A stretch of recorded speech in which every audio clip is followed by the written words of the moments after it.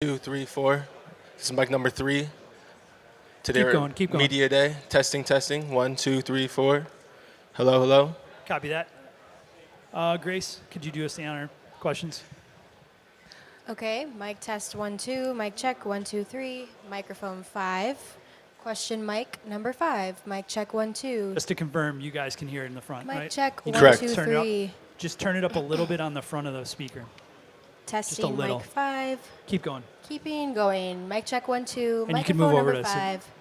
Do Yep. the other one as Yep, well? please. Mic check number 6. Mic number 6. Mic check 1, 2. Questions That good? on mic 6. All right, guys, you can turn off. Awesome. You know what?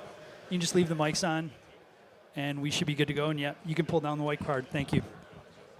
Let's go.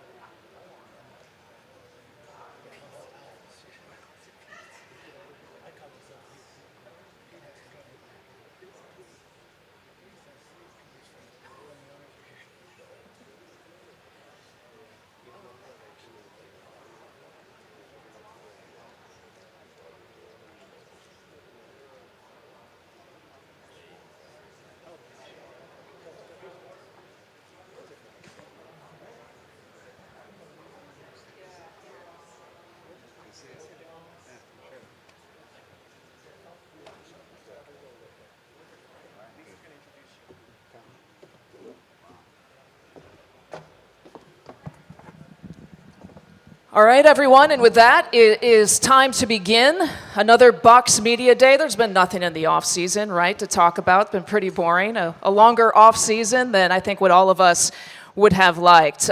Thank you to all of you for turning out. We've got a full room here. I see Bucks employees, Johnny Mack in attendance, so a lot of Bucks family here as well. We're going to start out with our ownership group and want to recognize Jamie Diden, Mike Fascitelli over here on the side, as well as Jimmy Haslam is going to be in Milwaukee later today. But we got Wes Edens on the hot seat here, and before I throw you to the Sharks, I think the obvious starter question, Wes, is there's so much newness, right, to this season, a new head coach, new personnel, the pickup of Damian Lillard. How would you frame your excitement going into this year? Well, first of all, thanks for everyone for coming today. Big day for us. The most excited we've obviously ever been coming into a season. We had, a great season last year, ended in a very disappointing fashion. I think that people tend to underestimate the risk of doing nothing versus the risk of doing something. So we made, some changes on the coaching side, made some changes obviously in the personnel side, and I feel like we're in the best position we've ever been at this point in the season. So really excited. Great answer. So what we're going to do is we're going to facilitate this as organized as we can. You guys all know the drill. There'll be microphones on either side, and when I call on you, if you could give your name and affiliation. And we'll start in the front here with Eric. Eric, name The Athletic. Wes, just starting at the kind of beginning of the offseason, you guys decided to move on from your head coach. Just kind of what went into that decision? How did you guys arrive at it? Well, it was a very hard decision because Bud is a great coach, very credentialized. We won a championship together. Won more games in the last 5 years than the other team in the league. So it's not an obvious thing to make a change at that point, but we just felt like the organization needed a new voice, and as great as Bud has been for us, we thought that it was the right time to do it. So that's really what it was. Jim? Jim Wazarski, Milwaukee Journal-Sentinel. Wes, also this summer, a new CBA was ratified. A lot of the rules coming into place are going to restrict teams like yours. Yeah. What was it like to be in the room for those, or part of those discussions? Obviously, it's a league decision, but how did you feel about this new CBA and the limits it's going to place on your ownership group and your front office going forward? Well, the overriding, principle that you're trying to solve for in a CBA is to create as much competitive balance in the league as possible. What creates the most interest in the league in the season and obviously in the playoffs is you want that competitive balance. There's been 5 different teams that have won the last 5 championships, which I think might be a record, so that's an extraordinary thing in the league. But the focus was really in the future to try and present the best possibility of everyone competing and winning. And so, the relationship with the players is the best I think it's ever been. I've been in the league now for 9 going on 10 years, so there's a lot of, I think, a view of partnership with the players that was really important. And the rules that were put in were really put in to try and create as much competitive balance as you can. Now we're one of the highest spending teams in the league, and so it impacts us. But I'm very supportive of competition. We want to have a chance to compete and win every year, and I think that's the goal, for the league. So, Let's go, Steve. Steve McGargy, Associated Press. This summer, Giannis made some comments regarding holding off on signing an extension, wanted to see the commitment the Bucks have made to a championship, winning another title. Since then, obviously, you make the big trade for Damian. Just what was your response to those comments, and where do you think your relationship is with them at this point as an ownership group? Well, I think that Giannis and ownership are in exactly the same position, that we're all very focused on winning.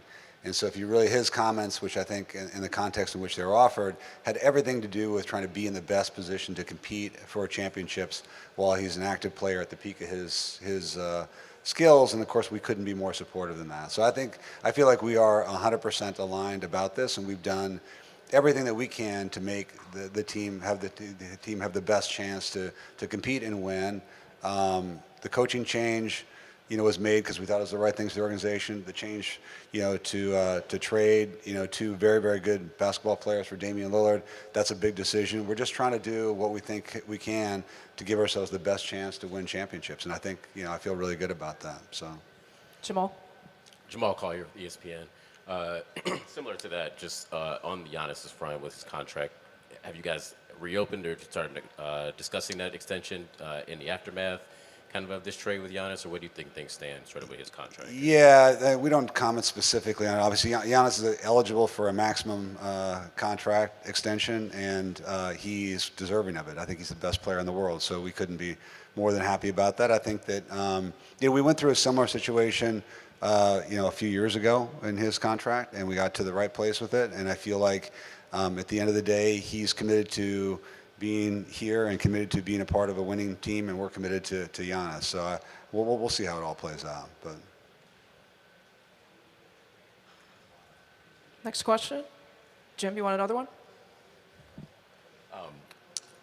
I think I saw a report that Golden State might be in the running for the 25 All-Star game. I know the organization has put in a bid for 26. Yeah. How important is that event for ownership, for Pfizer, for Milwaukee, and is that something that is important to try to land in the coming years? yeah, it's a great question. I feel like the city of Milwaukee, the state of Wisconsin, deserves an All-Star game. I mean, I feel like we've built this incredible arena. Mike Fastelli, a partner over there, along with Peter Fagan and others, did an amazing job building that arena. We've added hospitality across the street. We feel like we are absolutely well positioned to get a game, and no assurances that it'll happen exactly when it'll happen, but I think it'd be a great chance to showcase this great city and the people here in Wisconsin, so we're obviously a big fan of that. Did it go to Lance, back of the room? Thank you, Lisa. Wes, I'm not a capologist, so please forgive me, but are you in the luxury tax zone? Are you willing to pay the luxury tax, and are you like in an all-in mentality, so to speak? We are absolutely in the luxury tax. I think we're one of the highest luxury tax payers in the league. So for one of the smallest markets of the league, we are one of the biggest payers of luxury tax. So I think from an economic standpoint, we can firmly say we are all in. And look, I think the windows, when you have a team the quality that we have, are relatively short, and we want to do everything we can to not take it for granted, because these players don't come along in this fashion every time. We've got a great organization, obviously, and between the change of the coaching staff, the changes with Damian, we feel like we've put ourselves in the best position we can. Mark. Mark Spears, ESPN. Just want to see what your thoughts are on Dame as a player and how exciting it is to bring someone like that into your organization, a top 75 player. Yeah, I mean, I'm so excited. I went to school in Oregon, and so I still root for the Trailblazers and watch a lot of their games on TV because I have a lot of friends in that neighborhood. So I've seen a lot of Damian Lillard, on TV, seen him live a couple of times. He's obviously an extraordinary basketball player, and I think and an extraordinary fit for the team that we have. And I think so. I mean, I could not be more excited to see him with a number 0 on his jersey here on opening night. And I think that it's a great opportunity for us. I think it's a great opportunity for him. He's been very, very vocal about, wanting to be in a chance to compete for a championship. He's been incredibly loyal to the city of Portland. My friends out there all love Damian Lillard, and I just couldn't be more excited on the basketball court. And off the court, he's got a fantastic reputation. I think we're all in on character on this team. I think we're blessed to have a lot of high character individuals on our team. That's one of the hallmarks of this team has been assembled, and I think Damian fits that to a T. So very, very exciting. Dario? Dario Melendez, WISN. To that point, you mentioned this earlier. How hard was it to sign off on getting a guy like Drew Holiday away? Very hard. Drew Holiday and Grayson, these are both very, very high quality basketball players. We had a significant trade. We brought in Drew a few years ago. We won a championship. He's a huge part of that. Huge member of the community. He and his wife Lauren are incredible, supporters of the community, great people. So it's very hard, And John Horst and the organization here, what we've learned in our time in professional sports is you hire the best possible people, you give them the best resources you can, and you hold them accountable for the results. That's the kind of way you do it in any business. And obviously that was what all came to it. And like a lot of things, it happened very slowly and then all at once. So it kind of came up at the end. And, you know, and obviously I have so much regard for Drew as a basketball player, but even more regard, if it's possible, as a human. So, you know, it's hard to see him move. And, you know, I'm sure he'll be out there competing hard against us, you know, this year, as will Grayson. But I think that we did what we thought was the right decision, you know, the GM and the professional coaching staff, and we support it. So, Eric? Hey, Wes. Just talking about more decisions that you guys made this offseason. Obviously, you bring in Adrian Griffin. I'm curious, in the lead up of getting to meet him and kind of get to know him a little bit. What did you really like about him, and how do you see his fit with this organization? Yeah, you know, I obviously have known of Adrian for a long time. He's coached for some of the best coaching staffs, you know, in the league. He's never been a head coach, but he might well have been the most, you know, credentialized guy to not be a head coach. And we got down to a relatively small group of people that were finalists. I had a meeting with him. He came to my office in New York, and we spent some time together. And I just thought that, as a coach, he's very, very accomplished, right? Different to go to be a head coach now, because he'll be the guy making those end-of-game decisions and whatnot. So that'll be a big adjustment for him and a big opportunity, right? But his energy and his passion and his commitment to winning were so strong, and I thought that he would have a great connection, with the players. Being a former player himself, he played at a very high level. He's got that, kind of tough mentality that we thought was a good change. And so at the end, I thought it was a pretty easy decision. It seems like the big decision to move on from Bud, and then independent from that, we interviewed all these different folks. And I think he represents the league, and he represents what hard work and, kind of showing up every day was. So, I'm very, very happy with the decision. And Jim? He's undefeated right now. So it's obviously a great decision. I have one, but a quick follow on that. When did Giannis, did he come to you or John about wanting to sit with the finalists, and kind of what was your reaction to letting him get involved? Because that could be a ownership front office only decision, if you will. Yeah, I mean, it was not Giannis's decision at the end of the day, right? That's not. He's a great player, and we obviously value his input greatly. When we got down to finalists, we said we'd want them to spend time with our players out here. John was a big advocate of that, and we were very supportive of that. And I think it was the right decision. We don't want to put those guys in a position of having to pick, their coach or anything else. It's none of that. That's not correct and not the appropriate thing. But they certainly have a big voice about it. And I think that the same energy that he brought to the interviews that we had with them was the same energy he brought with the conversations he had with these guys. And I think it's a great and refreshing change. So. On the business side, is there any update on the relationship with Bally and Diamond and some of the broadcast stuff? And I know some other organizations have taken the step to get involved with over-the-air in their markets. It's kind of similar markets to Milwaukee, so any updates on any of that? Yeah, it's such a good question. I think that in sports, if your first 10 questions are not about media, you probably don't really understand the financials of sports, right? So the media plays a huge role of it. I think we're in this very interesting inflection point between linear programming and streaming. And there's still a lot of unanswered questions about the economics of the over-the-air, the streaming, but you get to run your own broadcast. If you choose to do it that way, you get to connect more directly with consumers. So that's something we're deeply interested in. And then, of course, independent of that, the whole Diamond situation, they're in a restructuring right now. There's a lot of uncertainty about how that's all going to turn out. But I think that sooner rather than later, streaming will play a bigger and bigger role in sports media. And we're now trying to all figure out kind of how to marry up the linear programming that's very, very important, the backbone of the economics, frankly, of the league, our league and others, with the getting access to consumers. So it's a pretty fluid situation, and one that obviously we're paying a lot of attention to. And I think there'll be a lot of information to that to come in the next months and years. I think that'll wrap it up. Is there any concern that Bucks game won't be on there? No concerns about that. I mean, the NBA has been preparing for this moment for a long time. So they have kind of a shadow organization to help present, kind of the actual production of it and whatnot. The league has been ahead. I think Adam and the other guys have done a great job of preparing for this.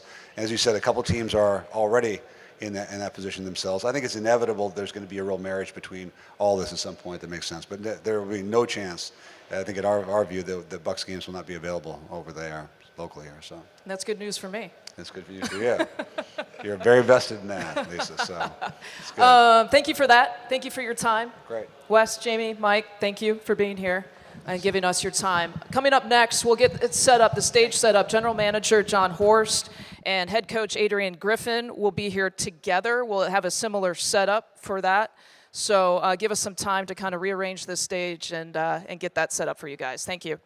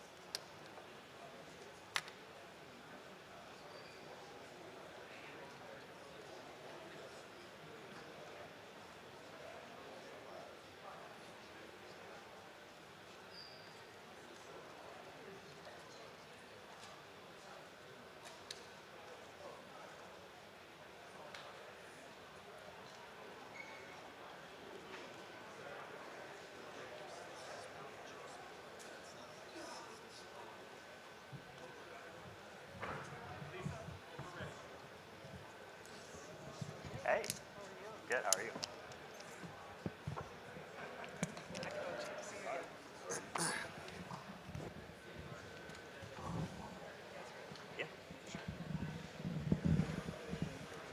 All right, time to start this part of our media day. We have General Manager John Horst and head coach Adrian Griffin. And we'll do it the same setup. I'll ask them a couple questions first and then call on people in the room to do some follow-ups. John, I'm going to ask kind of the elephant in the room question and your reaction to Giannis's offseason comments about the organization being on the same page, going for a championship in order for him to sign an extension. Yeah, thanks, Lisa. And I'll start just saying thanks to everybody for being here. It's been a long, busy, but successful offseason. You know, we started with a coaching change and hopefully a successful draft when we got a chance to speak to most of you.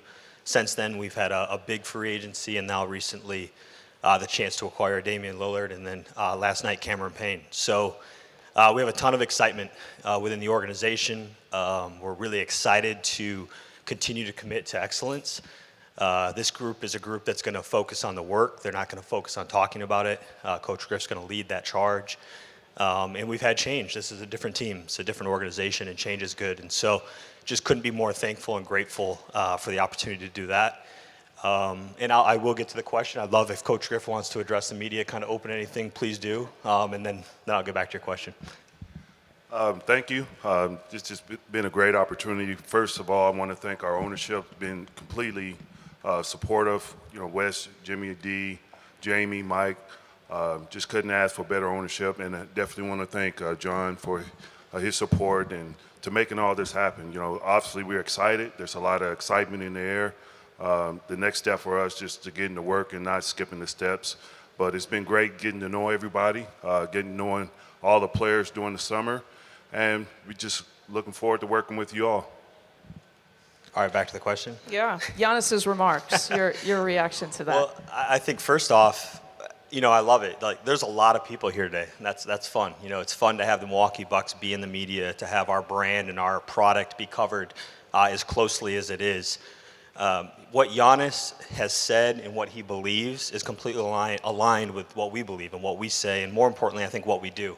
And contrary to some of the headlines, he hasn't said anything unique or different or new than what he's ever said. We're completely focused on winning. We've invested in winning at a high level, from an ownership, from Wes and Jimmy and Dee and Mike and Jamie, the financial resources, the support, the thought that goes into making big moves like we've made recently, the draft capital that can't play today, but the players that can.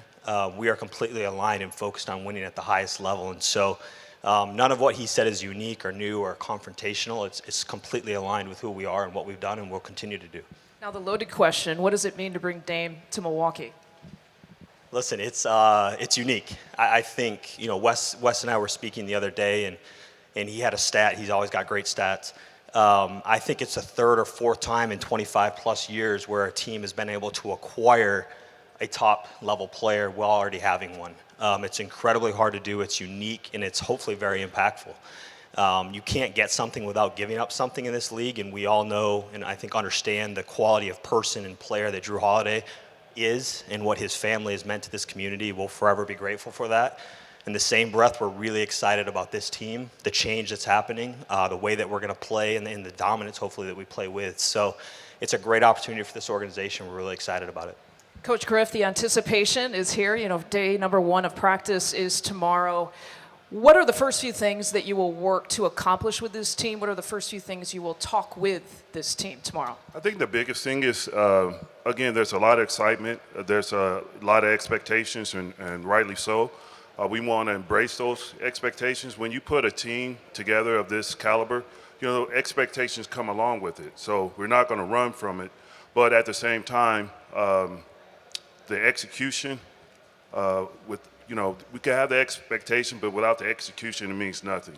So we're going to talk about doing the little things every day, buying into the process. You know, winning a championship is not sexy. You know, it's gritty. It's, you know, you got to be tough-minded. It's a lot of long days, a lot of hard work. So just make sure that we don't lose sight of what's really important, and that's just showing up every day, you know, not skipping steps, doing the little things every day, and the rest will take care of itself. Thank you for that. We'll open it up now to the rest of the room.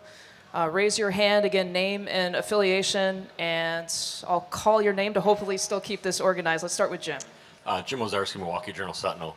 Adrian, can you kind of walk us through where you were, what you're doing as you're getting the information that this trade is going to happen to bring Damian Lillard to the Bucks?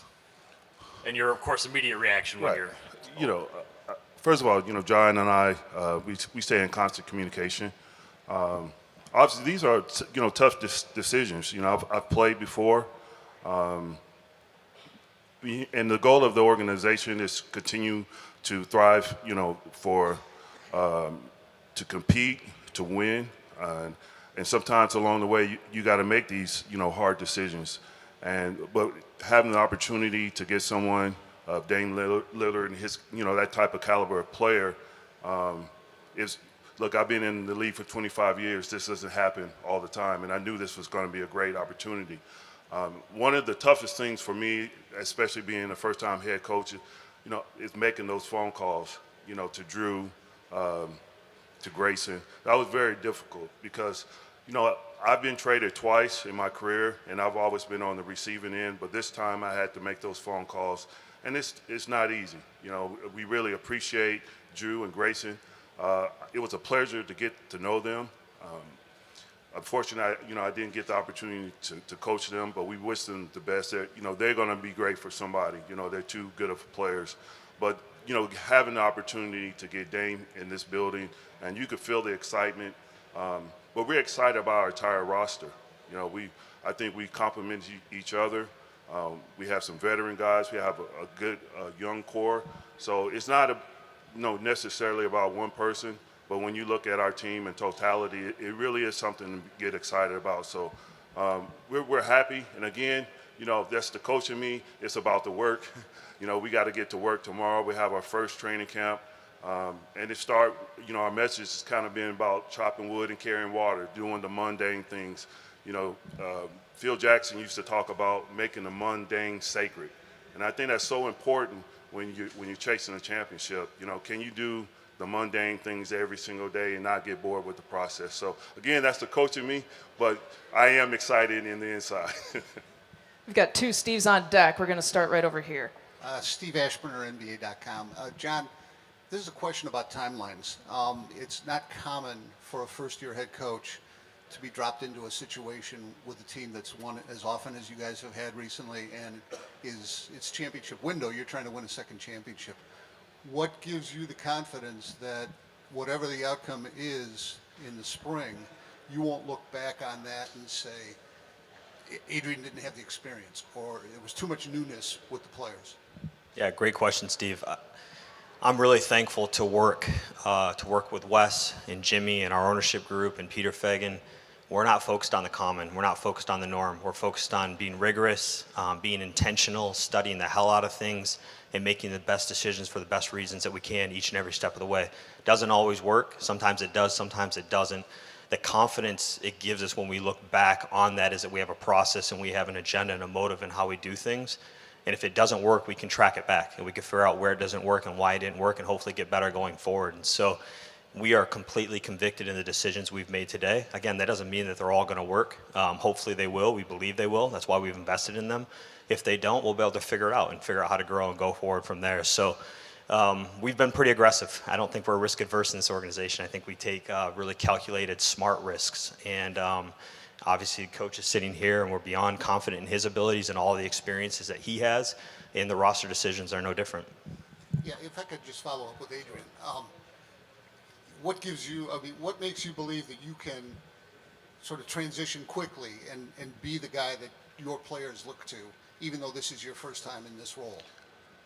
I think first, we have a great supporting staff. John and I, again, our communication is excellent. But I've been in the NBA for 25 years. You're talking to a guy that went undrafted. I had to fight and claw. Like, pressure is good.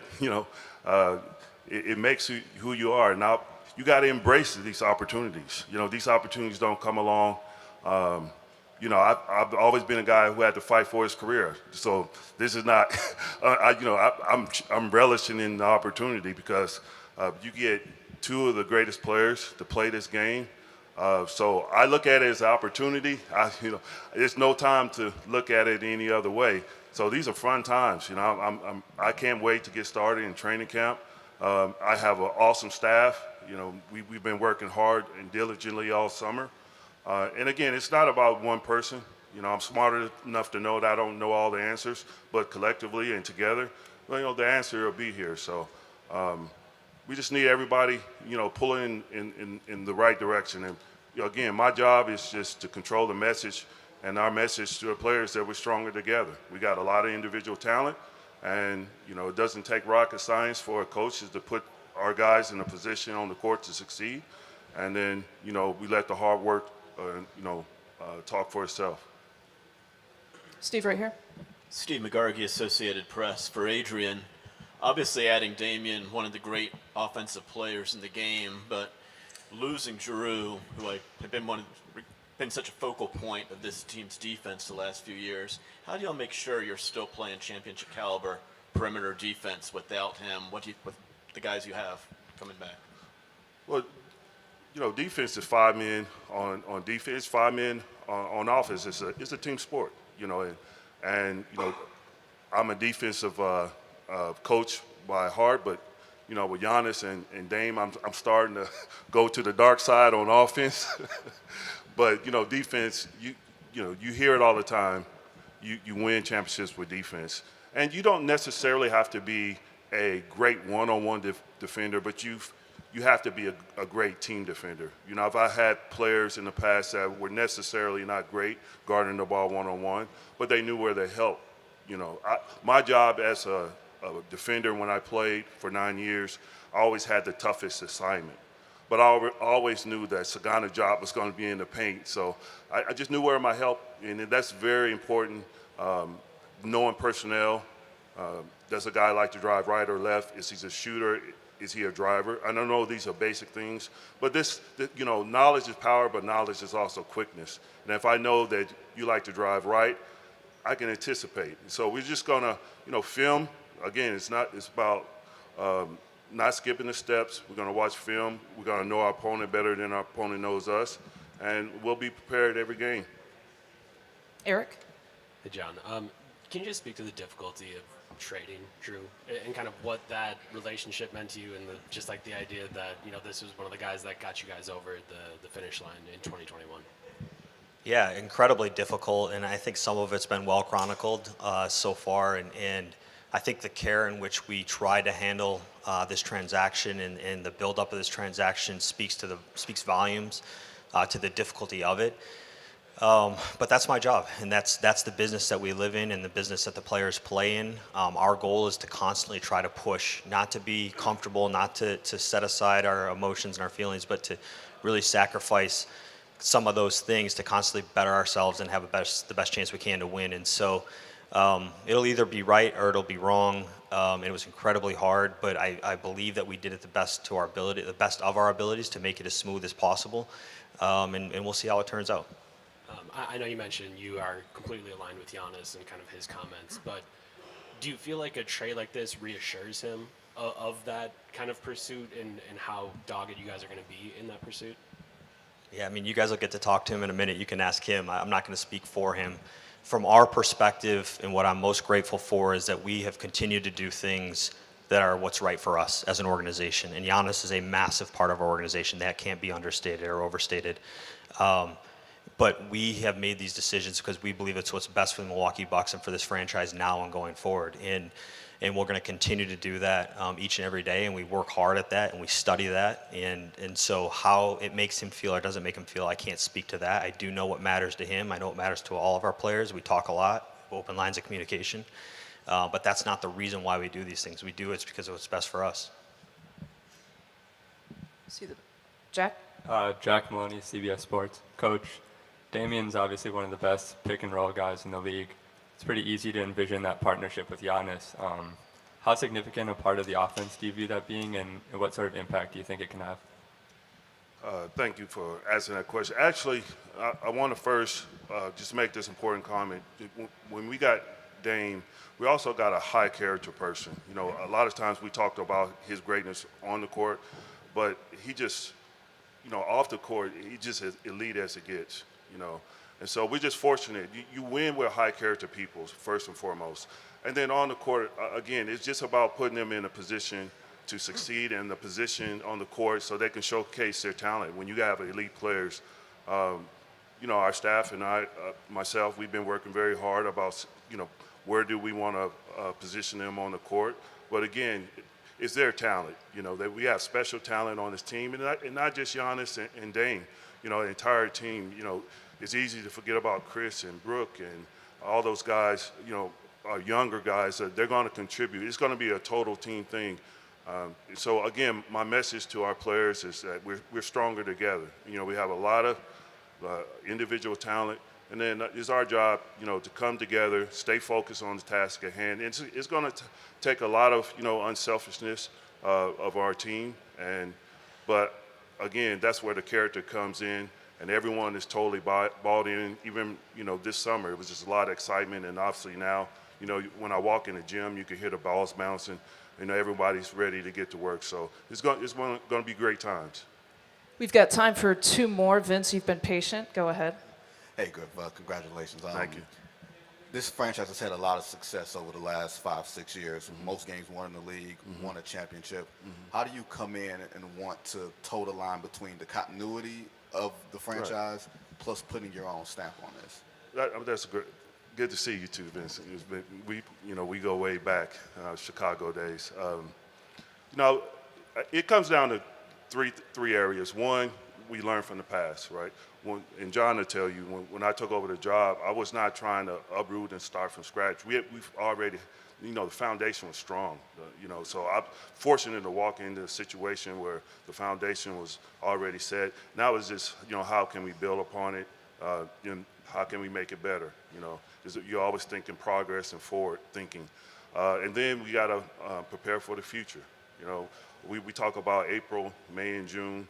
What it's going to take to position ourselves there, but the most important part is we got to produce in the present, right? You can't look in the back, in the past, and you can't look too far in the future. We got to stay locked in with what's in front of us. Obviously, like I said, we have a great staff. The players are totally bought in. This entire organization is aligned.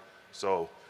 And we're driven by the process. That's the most important thing. And I know I'll be sounding like a broken record to the players, but it's one step at a time, especially when you're chasing something special. Just being around this league so long, I know it's easy to get distracted. And anytime we see a player kind of veer off, we got to just kind of pull them back in line and focus on the task in hand that was right in front of us. We got our final question with Ben. Hey. Adrian, Ben Steele, Milwaukee Journal Sentinel. This is a similar type of question, but as a rookie head coach, how do you go about cultivating relationships with veteran guys like, Khris and Brook, who've been around the league for so long? I think a lot of my coaching at times, just fortunate to have my playing career, and I remember how it is sitting in that seat, and how important it is to have a relationship with your coach, and having a coach that believes in you. And I tell my staff all the time, it's important that we build strong relationship with our players, not to just be their friend, but so we can coach them hard. And when we coach them hard and you have that relationship intact, they know it's coming from a good place, right? So that, resentment is not bred from, us giving them feedback, but they know okay, coach really cares about me. And I always tell, no matter, you could ask my kids, I said, there's always a grain of truth in feedback. You may not like it at times, but I remember as a player, coaches would get on me, but at night I go back home, look in the mirror, and I say, Coach is right. And then you come back, one of our C's, we have our 5 C's as far as our character in the building, and one of those C's is coachable. We always say ability plus coachability will determine how far we go. And all of our guys have been extremely coachable, so we're looking forward to having a great, first day of camp tomorrow. And again, it's an honor to be here. Well, the floor is yours. I think we have someone waiting in the wings that you might want to bring on stage here. Just before we do that, Lisa, I just want to take a chance at 2 thank yous. One to, I think the Milwaukee fans, the people who work in the organization, the welcome event we were able to do for Dame and his family and his group on Saturday was incredible. And I just thank you for the turnout and the energy and the excitement and all the efforts that went into that. And second, just because it didn't come up, I think it's important to mention when you make big trades, transactions are hard. They're hard in business, they're hard in this league. It takes partnership. And Portland Trailblazers and their ownership and their executive Joe Cronin, the Phoenix Suns and their executives and their ownership and the Milwaukee Bucks, to be able to work together to execute a trade in the best of our abilities in the best way possible, confidentially and quietly and hopefully humanely as possible, is really hard. And I just think a shout out needs to go to Portland and their executives And then Aaron Goodwin, Damian Lillard's agent, was an incredible partner. And these things don't happen unless everyone can be aligned and work together. So it's important to just acknowledge that. With that, I would love for Damian Lillard to step up here and introduce him to the Milwaukee Bucks organization. Coach, thank you.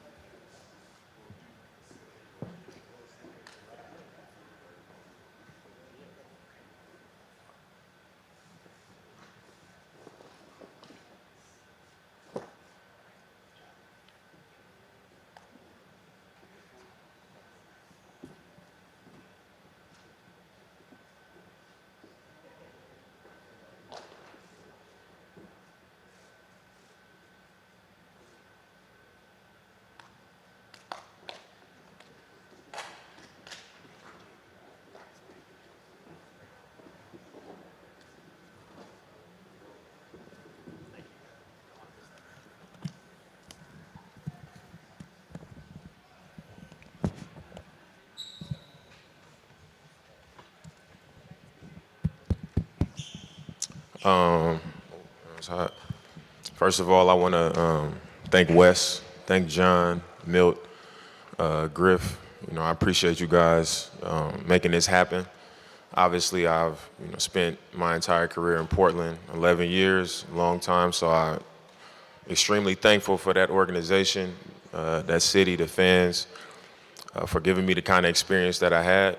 And I don't think it's a secret how much I want to win. And that's how we got here today. And I think they want to win equally as bad as I do. And, I couldn't be more excited. I couldn't be more thankful for this opportunity to be a part of this organization, to play alongside the best player in the league. It's going to be fun. And the hospitality that they showed, my family, we touched down to a parade, my first time getting traded. So you don't know what to expect, so to walk in to something like that was special. It was a great welcoming, and, it's something that I really appreciated. And it only made me more excited to be here and more excited to get to work. So, I'm thankful. Yeah, about 5,000 attended. You got a good taste of hospitality here in Milwaukee and the state of Wisconsin. Let's go with Eric with the first question. Hey, Damian. Eric Name, The Athletic. Nice to meet you. Welcome to Milwaukee. I'm curious, just how have you processed the last 5 days? Like, just the idea of, you mentioned getting traded for the first time, now being in this situation. Just, can you take us through the emotions of all of that? Yeah, it was definitely a different experience. I was just kind of sitting there in my man cave. I didn't really know what was going to happen. I started to think like, man, it might get to training camp and I might just be sitting and waiting, And then I got that call from my agent. It was like, man, you getting traded to Milwaukee.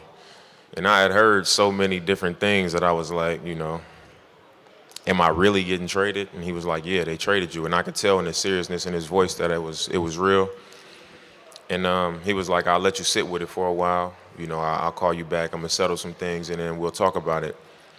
And after we got off the phone, I sat there, and I was like, I'm really moving on. And it became reality for me, and I kind of just started to think, like, my entire family is here.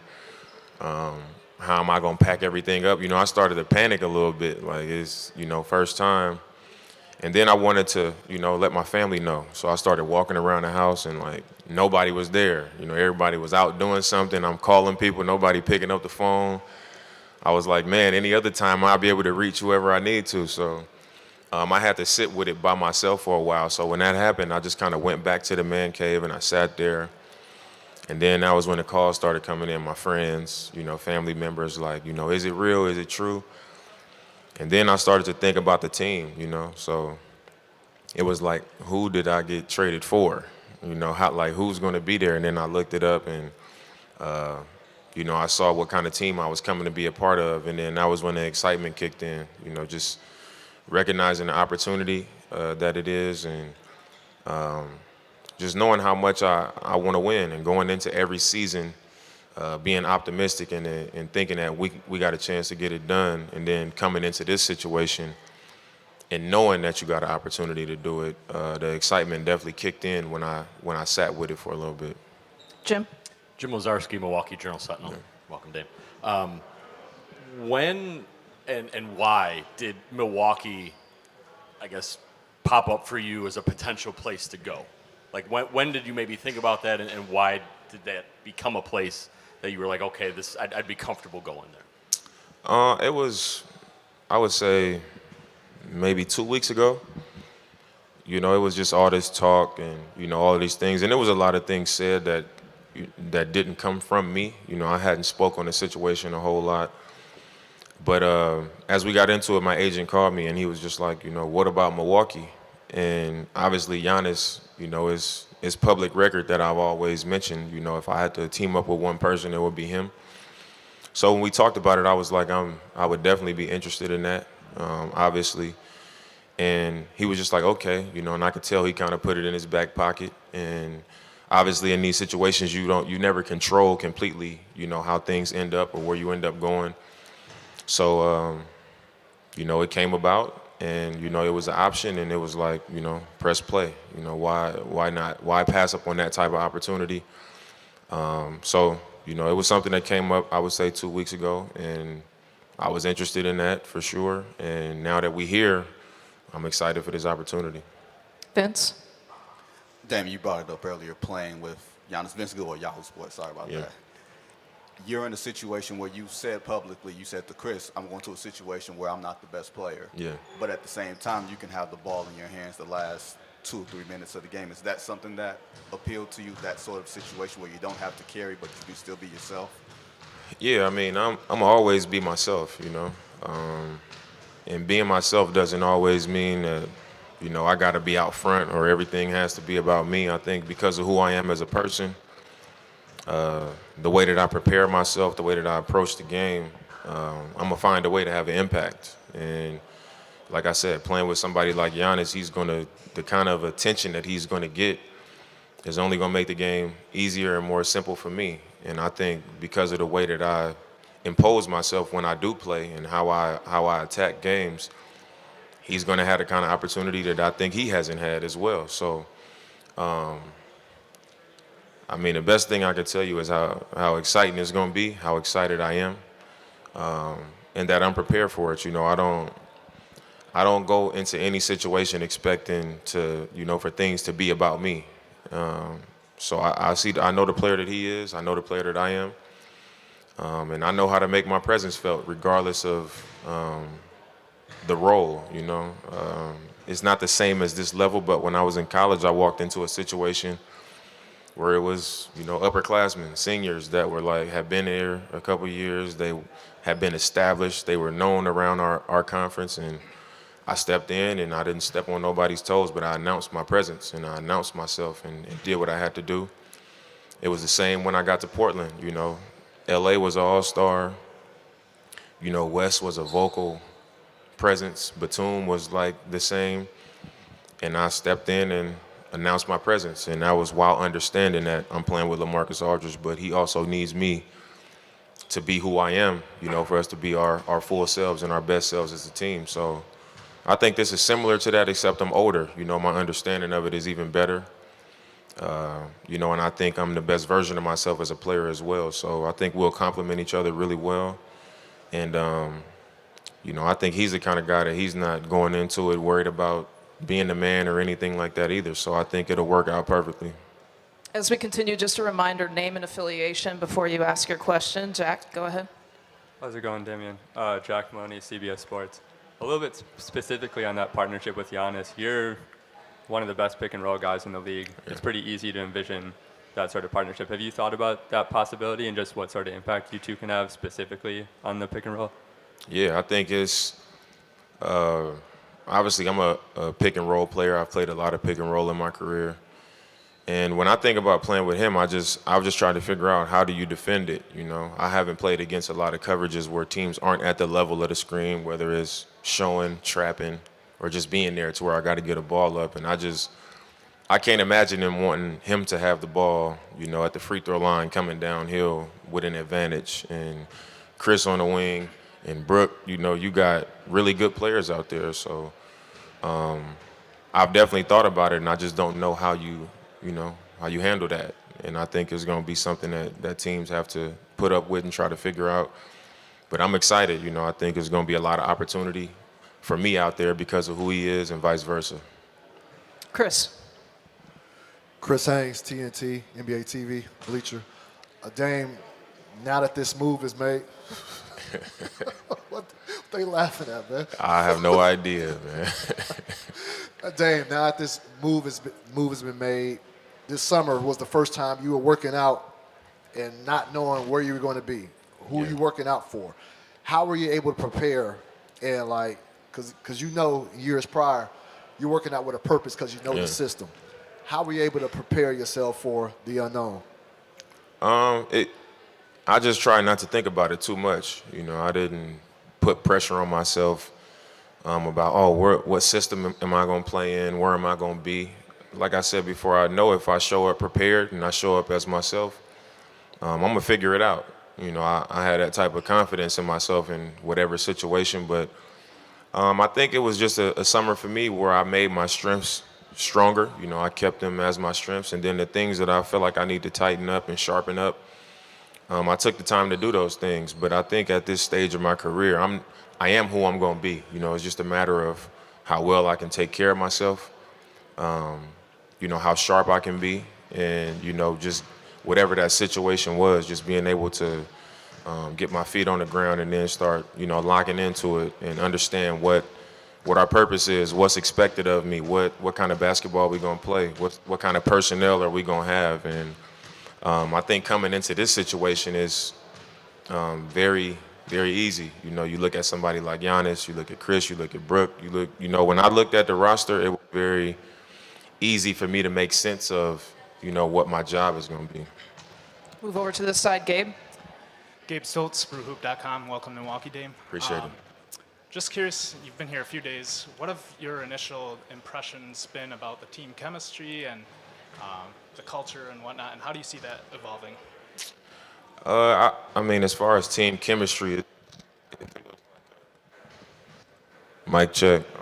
I'm a rapper too, so check them. When I got here, I could tell right away that it was a family environment. I could tell that it was a family environment right away, and just a humble environment. Everybody was just chill. It was real calm,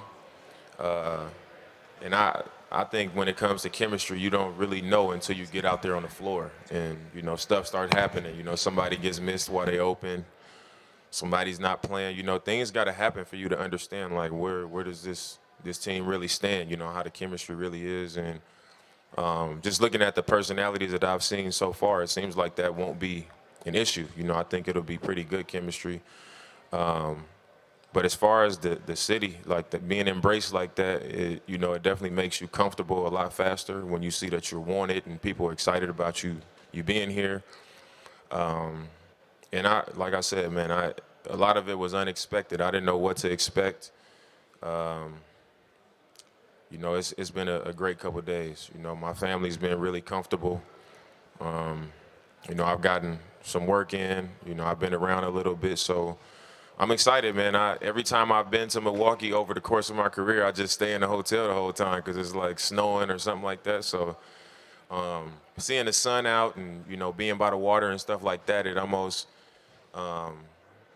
made me smile a little bit like, man, this could be all right. You know what I'm saying? Every time I came here, it was snowing. It was like depressing a little bit. So, I'm excited to be here, man. Like I said, seeing the opportunity basketball-wise and, seeing the type of environment that they've created, the type of success that they've had, and knowing that I could bring something that could get us over the hump and have an opportunity to win. I'm definitely excited to be here, and it's been a great experience so far. Dame, Jamal Collier from ESPN. Welcome again to Milwaukee. Kind of just coming off that, you talked about wanting, obviously, to win and winning in your career, and you're coming to a situation where, you and Giannis together, championship and stuff is the expectation. Just kind of curious how you sort of approach, how are you looking at that? How are you coming into this season? Are you excited about the opportunity to kind of show, you obviously been in the playoffs and seen on that level, but in that way, and especially also kind of considering the other teams in the East. Boston just made a trade. How do you feel about just the competition level there? I mean, I think in this league, the competition level is always extremely high. Obviously, you have the media. They look at, this guy went to this team, this guy went to that team, and those things jump off the page. But you just never know what can happen with injuries and, guys break out. Some teams are better than you expect. Like Denver won the championship last year. Nobody jumped out and said that last season. It was all the teams that looked better on paper. So for me, I think I'm approaching this season like just doing the work. Obviously, in my career, my life, I've never been a part of any situation that was not an underdog. From my AAU program, I played for my neighborhood AAU program. I went to Weber State. I get drafted to Portland. I've done a lot more overachieving in my career than living up to it. What was expected. So I'm excited about that. I think once again, at my age and at this stage of my career, I think it came at the perfect time because I'm prepared for a situation like this. And Giannis and I spoke, and it was, I think the focal point of that conversation was just that, yes, it looks good, and it's an attractive thing, me and him playing together, the kind of team that we have, but the work has to get done. And, I think that's one thing that we're extremely like-minded about that I've learned in the last couple of days is when it comes to, having some success, I'm a person that wants to get in the mud and make sure that I'm doing the things that's going to, earn us that right, to have that type of success, and he is too. So it made me feel good to know that he thinks that way, because I almost get a little bit nervous about people around the situation having expectations and, how the people that's involved in it are going to carry it. So we got on the same page about that right away. So I think that's the approach. Dame, Dario Melendez, WISN. Welcome to Milwaukee. You kind of mentioned a little bit entering your past training camps, player personnel question, system question. You're coming in now.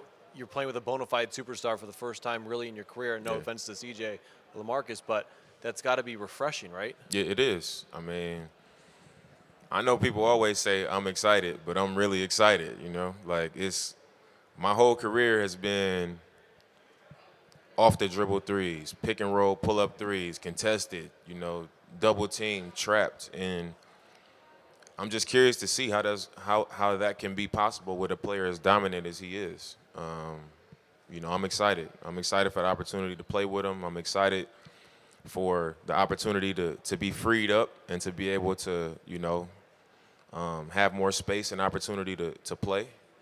So it's going to be fun, man. It's as far as the system, I know my coach of my first 9 years of my career is on this staff as well, Terry Stotts. And we joked a little bit, when I ran into him about some of the sets that, is going to be put in. So I was like, cool, I think it's going to be a good time. But to answer your question, playing next to Giannis is going to be a great opportunity that I've never had before. And once again, where I'm at right now, I think it came at the perfect time. Steve Ashburner, NBA.com. Drew Holiday's reputation as a defender. Yeah. What has your approach been to that side of the ball? And now that you're going to be in his spot, do you see that necessarily changing for you at all? I think when you come into the NBA, especially as a young player that plays a lot, I think the place where you struggle the most is on the defensive end of the floor. And I don't think it's always a lack of desire. I think it's just not knowing terminology. Sometimes you just running around like a chicken with your head cut off. You don't know what to expect.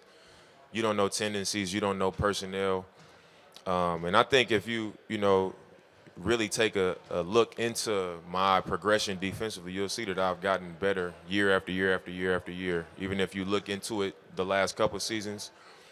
And I think the main reason for that is understanding what's going on. I know players around the league. I understand calls. When I hear a call gets called out, we all run the same types of actions. We all use the same terminology, so I'm able to be ahead of it and understand what's happening. Also playing on a defensive-minded team this year, I think it'll make it more simple. Like Coach Griff was saying, I understand where to be on the floor. I understand how to rotate. I understand how to play team defense, but I'm a competitor. And at the very least, on that end of the floor, I'm going to compete. You know, I'm not going to come in here and beat Drew Holiday. I think, in my personal opinion, I think he's the best defender on the perimeter. But it's going to be, it's not going to be what people just throw out there loosely. You know, I think is in the past it's been something where people just say, oh, Dame, you know, on defense, he's this on offense. But, you know, the people that I play against to tell you, like, I ain't a pushover. You know what I'm saying? And I've also had a lot of responsibility on the offensive end for my entire career. And I think playing with the kind of players I'll be playing with here, it'll also give me opportunity to, you know, show myself much better on the defensive end of the floor. Scott Grodzki, CBS Milwaukee. Obviously, we've talked a lot about you and Giannis, some of the other key guys in this team. Yeah. How do you see yourself fitting in with guys like Khris, Brook? Obviously, you've played with Pat before as well. I think I'm familiar with the way they play. I think that's the best way to tell you is offensively, I'm going to make the right play. Once we get on the floor, I think I pick up things pretty quickly. You know, I see what guys like to do. I see how I can fit myself in, you know, with the guys around me. I've always done that. And I don't think this would be any different, you know, but it's nothing that I can tell you specifically, I'm going to do this, I'm going to do that. I just know how to react to what's going on around me. And once we get on the floor, you know, I'll find my spots and I'll find my spaces to where I got to, you know, be myself, but how I can be, you know, a compliment to those guys as well. Hi, Dame. Dylan Hunter Carter, WTMJ Radio. Welcome to Milwaukee. Appreciate it. You've become known throughout the league for, you know, finding a small market team and making that a home for 10 years, and that's something I know you are very proud of as well. So absolutely. What is the experience like for you to now enter a different small market and kind of go through that process again? Where do you even start? I think it just feels familiar. You know, it doesn't feel like a crazy environment. You know, it's like I left one small market to another one. And one thing I can say is the people that I went to work with every day in Portland are what made that environment one that I felt comfortable making home, you know, for as long as I did. And I think the fact that this feels similar, you know, you come in here, everybody's like family, everybody's cool, everybody's around each other, they hang out here. You know, that's the type of environment that I've known my entire career. So I think it'll only make it an easier and, you know, more comfortable transition.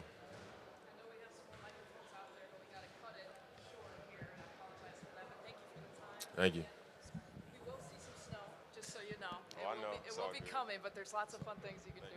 Right? Thank you. Welcome to Milwaukee. Thank you. Go out this way.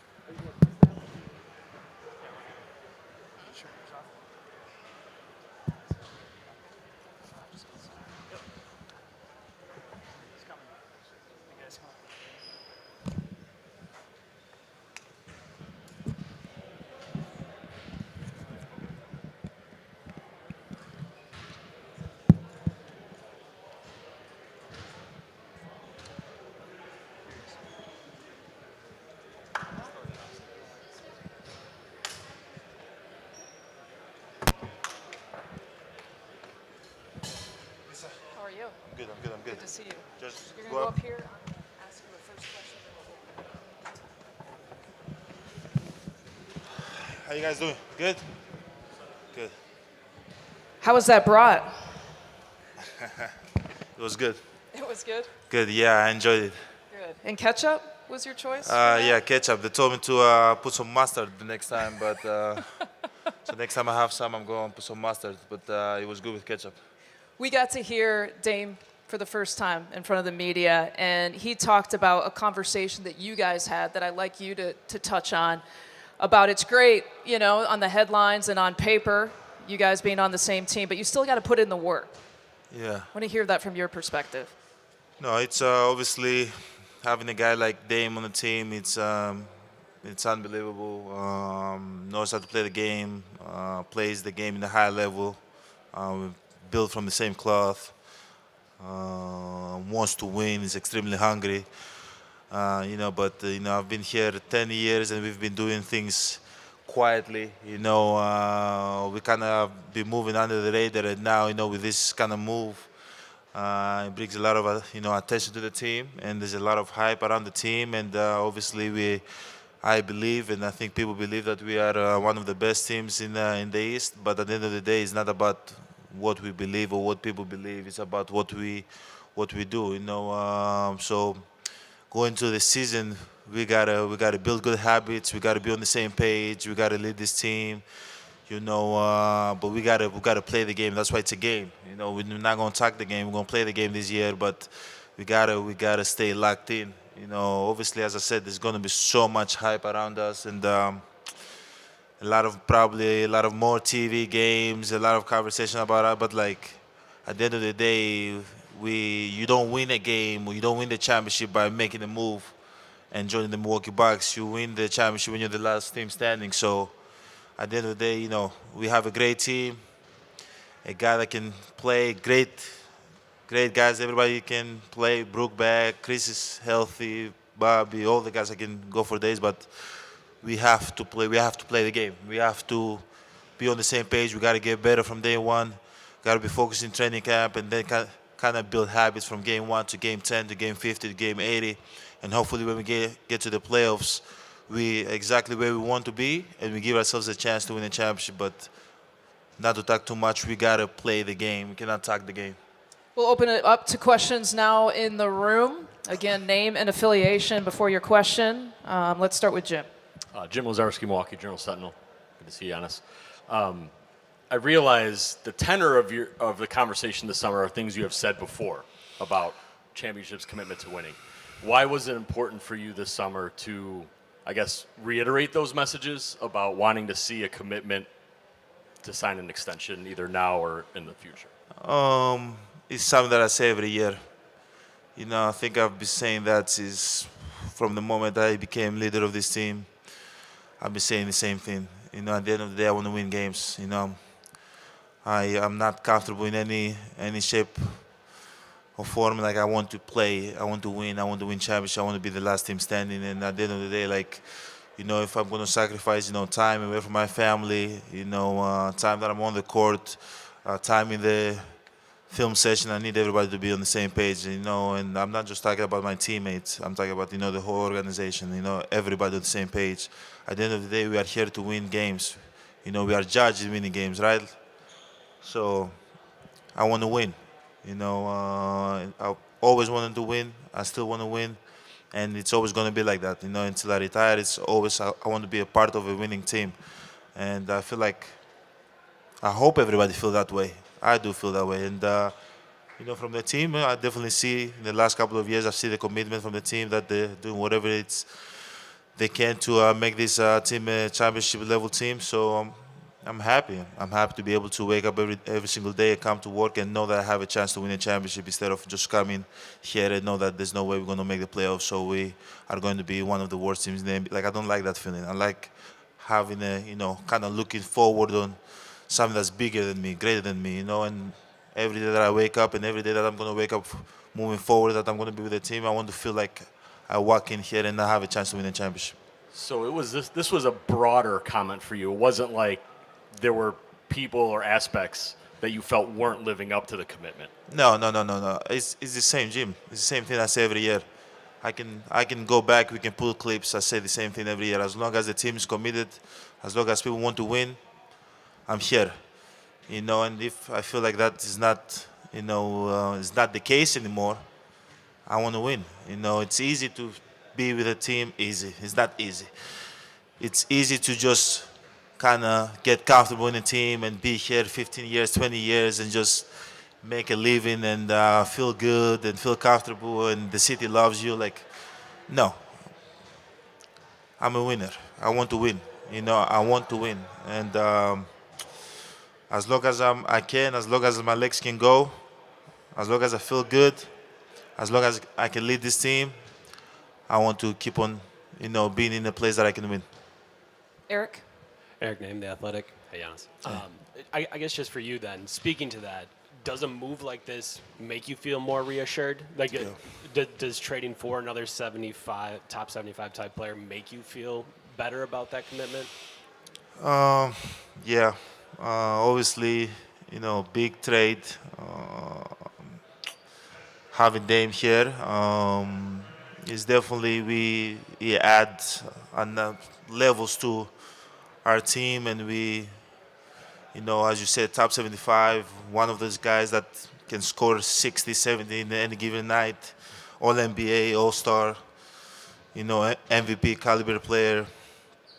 But at the end of the day, like, Drew was a big part of who we were, and even with Drew, we had a chance to win, But I still understand, like, now we have Dame on the team, and Dame is a great player, and I'm looking forward to play with him. And he's hungry, as I said. He's out there. He's hungry. He wants to win his first championship. So I'm excited that he's on the team, and definitely I feel like the team have showed, like, they've showed that they're committed to win a championship. So I'm happy. Let's go, Steve. Steve McGarvey, Associated Press. You say they've shown their commitment. At this point, I know in the reports this summer you had said you would wait till next summer to decide on whether to sign an extension. Even then you weren't sure. At this point, has that changed, or what's your intent right now? Obviously, as I said in I don't know where I said the article. I don't remember where I said it, but I said, like, it did not make sense to sign a contract right now, because money is not important. A lot of fucking money is important. So I'm gonna sign it next year. But no, at the end of the day, again, it doesn't make sense. It does not make sense for me to sign it right now.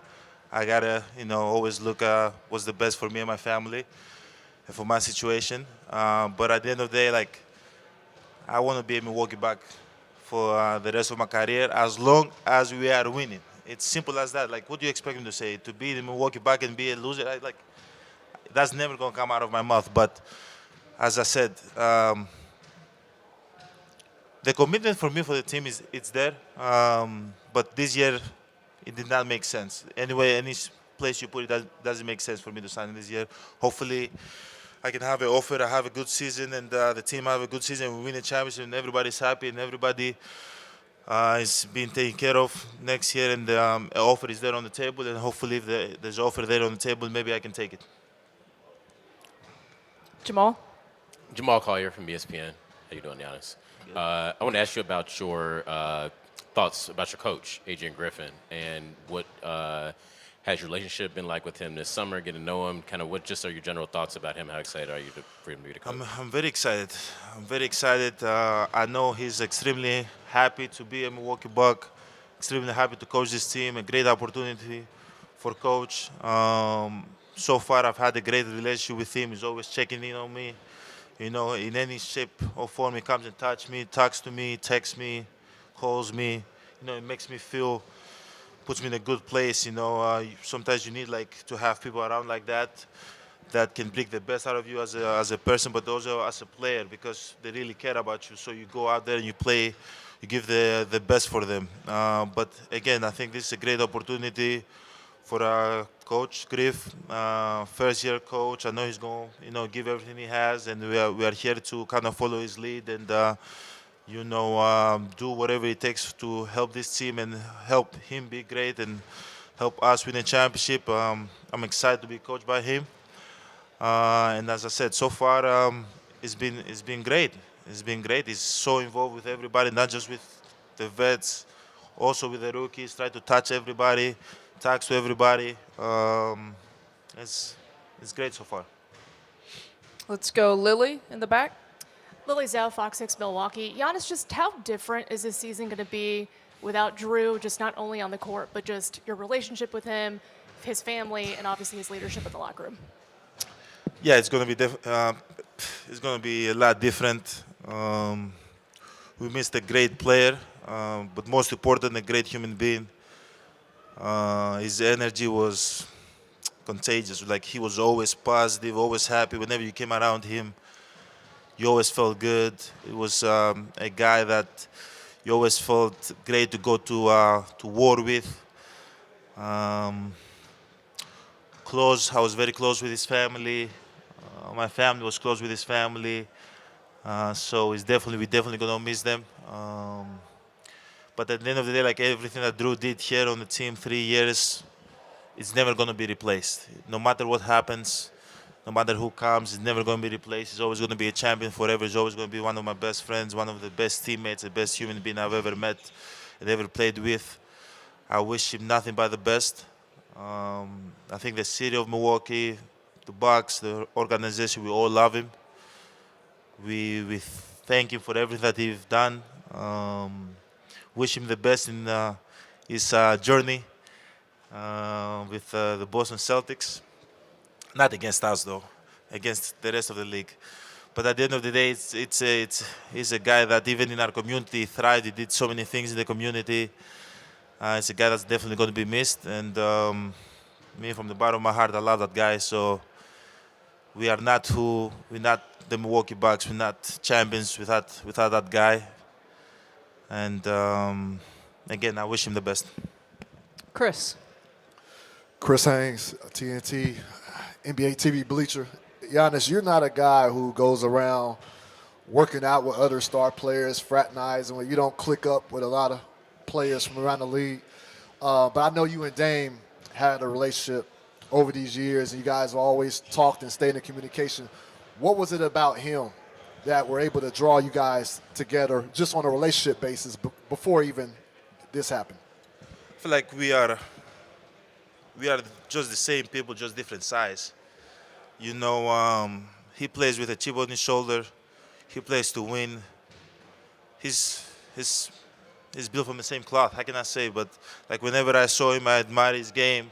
I loved how he plays his game. It's so effortless. Anytime I see him in the All-Star game, like, that's the most of the time that I, kind of see him. We haven't worked out together or anything, or hang out or go to dinners and stuff, but I always see him in the All-Star game with his family. And it's a guy, like, one of the best in the league, one of the best point guards in the league, probably, if not top 1, top 2 shooters in the league. Incredible. And it's a guy that you always, if you had the chance to play with, you will always love to play with. But I never imagined that he's going to be here in Milwaukee and he's going to be playing with the team this year. I'm excited for him. I'm happy for him. And hopefully we can have a great season. We can both stay healthy and go do what we do. Jack? Hey, Giannis. Jack Maloney, CBS Sports. Damian's obviously one of the best pick-and-roll guys in the league. And it's easy to envision that partnership with you and him. When I asked him about it, he said he's been trying to figure out just how could teams possibly stop that. Just curious, have you thought about those possibilities and what sort of impact you can have as a pick-and-roll partnership? I think we got to figure it out. We got to go to the film room, sit down.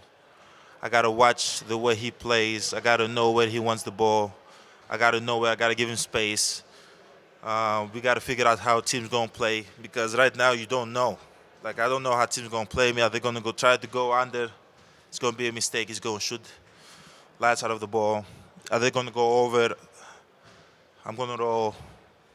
Are they going to try to make him shoot a floor? Like, you don't know. You got to, like, kind of from training camp, kind of feel what teams are going to do. And hopefully as we move on forward, we figure out, our chemistry becomes better and better and better. But at the end of the day, we got to get in the film room. I got to understand, like, everything he does. I got to know him better than he know himself. Like, I got to know the spots that I got to give him space. I got to know the spot that I got to go, set it, roll. Or set it and pop. Or sometimes, like, he has to understand when I want the ball, or when I get the rebound, he got to run with me. Like, we got to watch film together, because we have to expedite, our chemistry.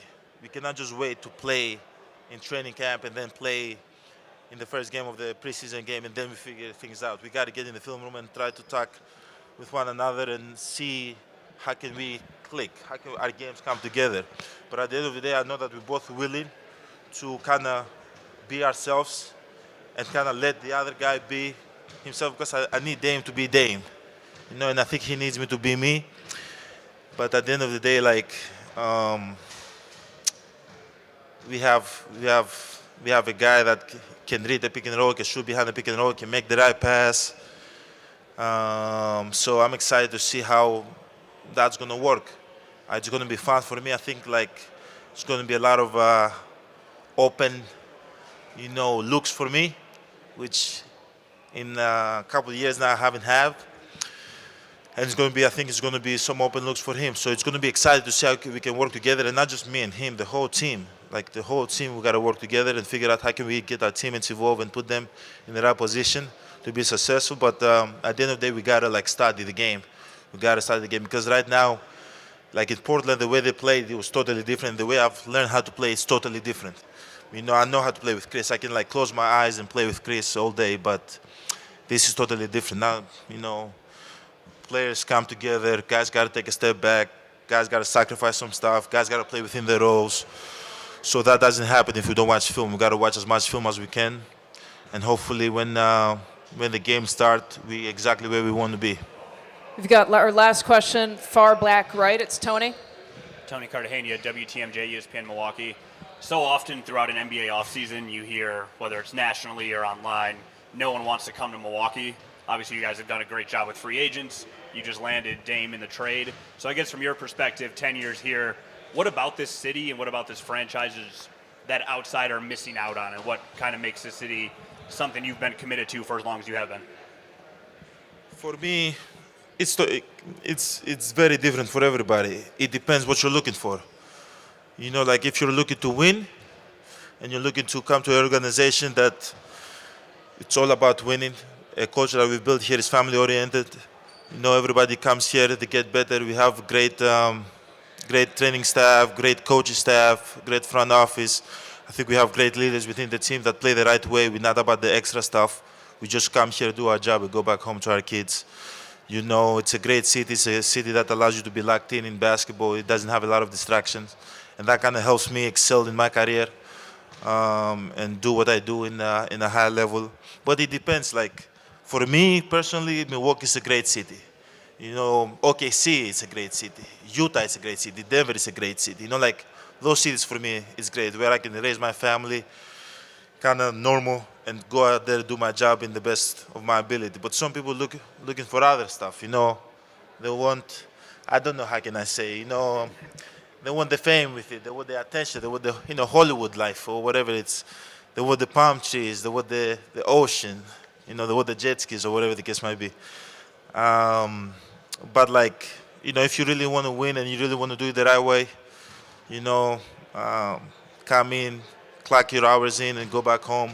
Milwaukee is a great city for you, man. And I'm happy that the team was able to land guys like Drew Holiday and even Brook Lopez, even Khris coming back, and a guy like Damian Lillard. 000s on the clock, Giannis. Your time is done. Thank you, guys.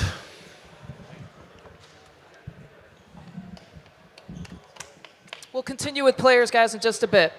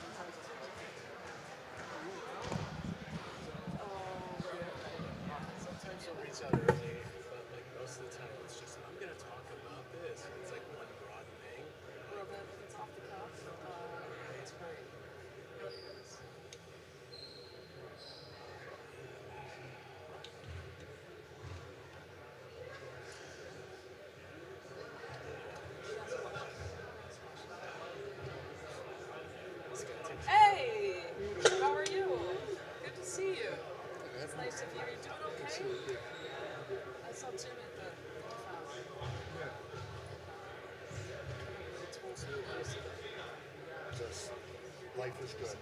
It's a blast. Nothing new, but that's okay. Between my career and age, a lot of things come on with it. Anyway, how are you? Good. Yeah. The hardest part. Same's good sometimes, you know. I get the whole like change is good. Change, like I love some of the things that coach said, but also like you didn't get to work with me because sometimes. That's what I hear. No. Yeah, sometimes just I don't it's okay. get out of here. Same is okay. No, I don't miss it. This time, I only did 43 years.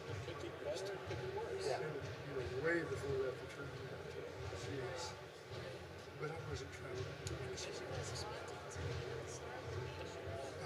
When he deals for my 43 years, I agree with that. on commercial. So we were in Western Europe. So going to, I mean, and Yeah. then, Yeah. and then we flew charter only on back-to-backs. For what Herb was and then we were chartered. Yeah, we flew to you guys aren't allowed to fly between.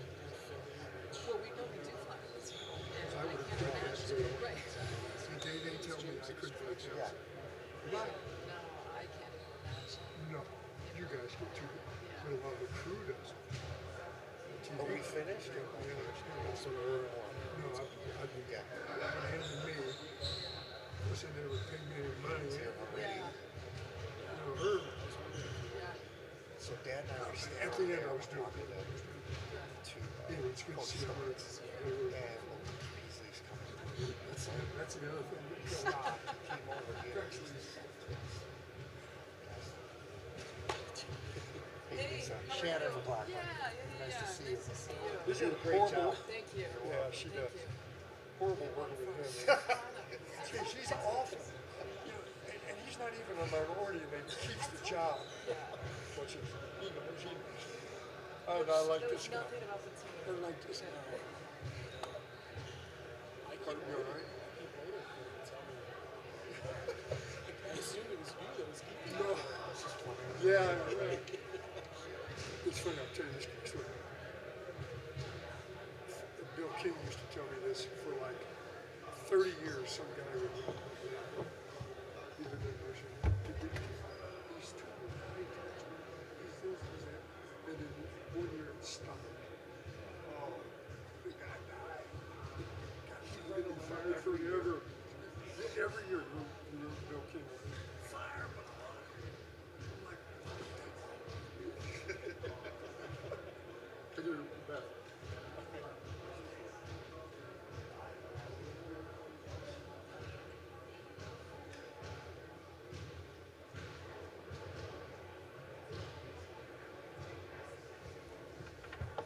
What's that?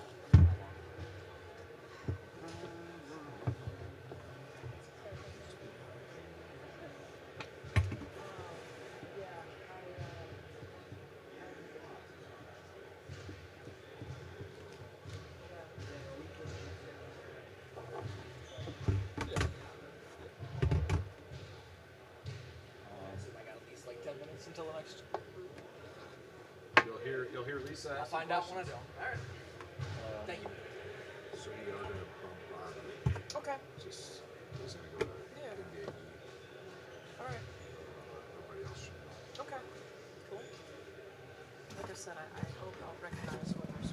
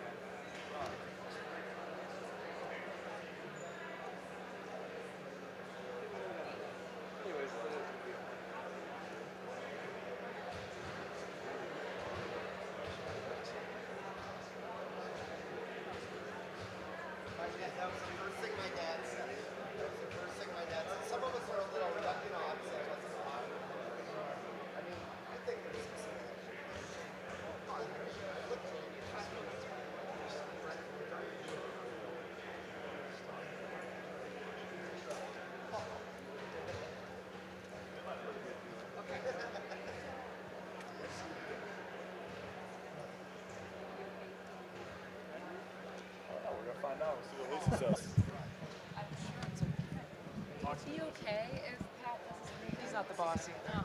Who is the boss?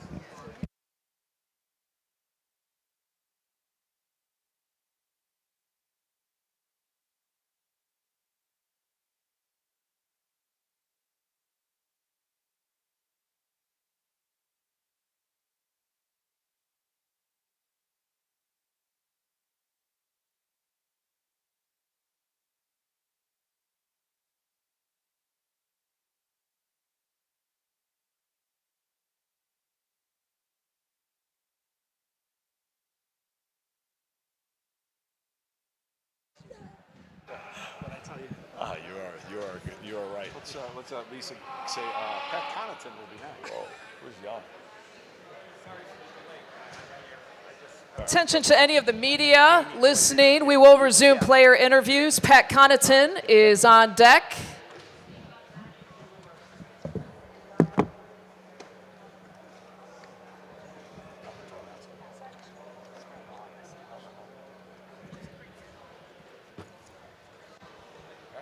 Thank you.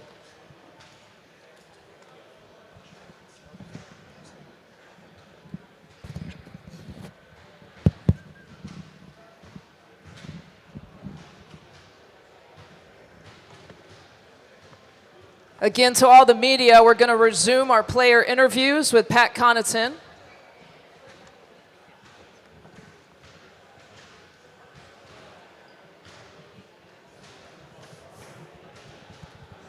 It's funny. It doesn't seem like as many people as there was with Damian. There's more? No, not quite as many. It's okay. I won't take that personally.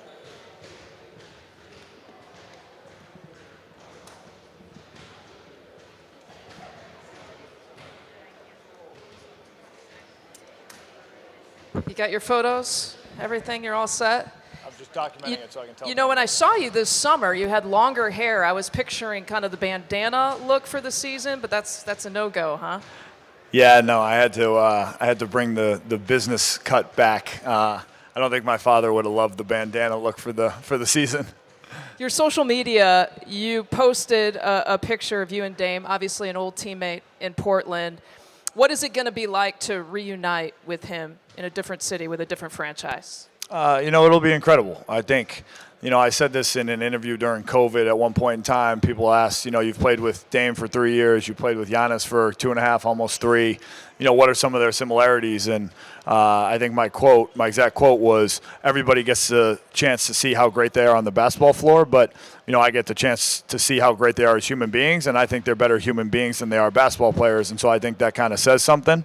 I think the cloth Dame is cut from, really being competitive, wanting to win, doing whatever he can to win, instilling confidence in his teammates that are around him. I think from a cultural standpoint, he fits in here as good as anybody, and I'm excited to be able to play alongside him. I'm excited to be able to see him and Giannis play alongside each other and complement each other at a level that I think nobody can expect, even though people are trying to predict. And then I'm just excited to see how they lead a team. I think, like I said, they're high-character guys. They're guys that really want to win at the highest of levels, and that's most important to them above all else. And I think that's a unique combination when it comes to professional sports in general, especially in the NBA. We'll open it up to questions. Again, name, affiliation, if you're new to the room. We'll start with Eric. Eric Name, The Athletic. Pat, how's it going? I guess just for you, as you look at how you fit into this team, Grayson gets traded. That was the starting shooting guard for the last couple of years. I know you're never someone that worries about, starting or kind of how this works, but just how do you foresee your role with this team as it's changed in a more meaningful way than it's changed in a whole bunch of years? I think for me it's about continuing to do what I do and trying to elevate that and make that a little bit more consistent. And what that is, I think, is impacting winning at the highest of levels. And I think for me, the thing that I've kind of focused on this year in this offseason, in a longer offseason than anybody ever wanted, but also a longer offseason than we ever had, is just getting strength conditioning back to a level where it was.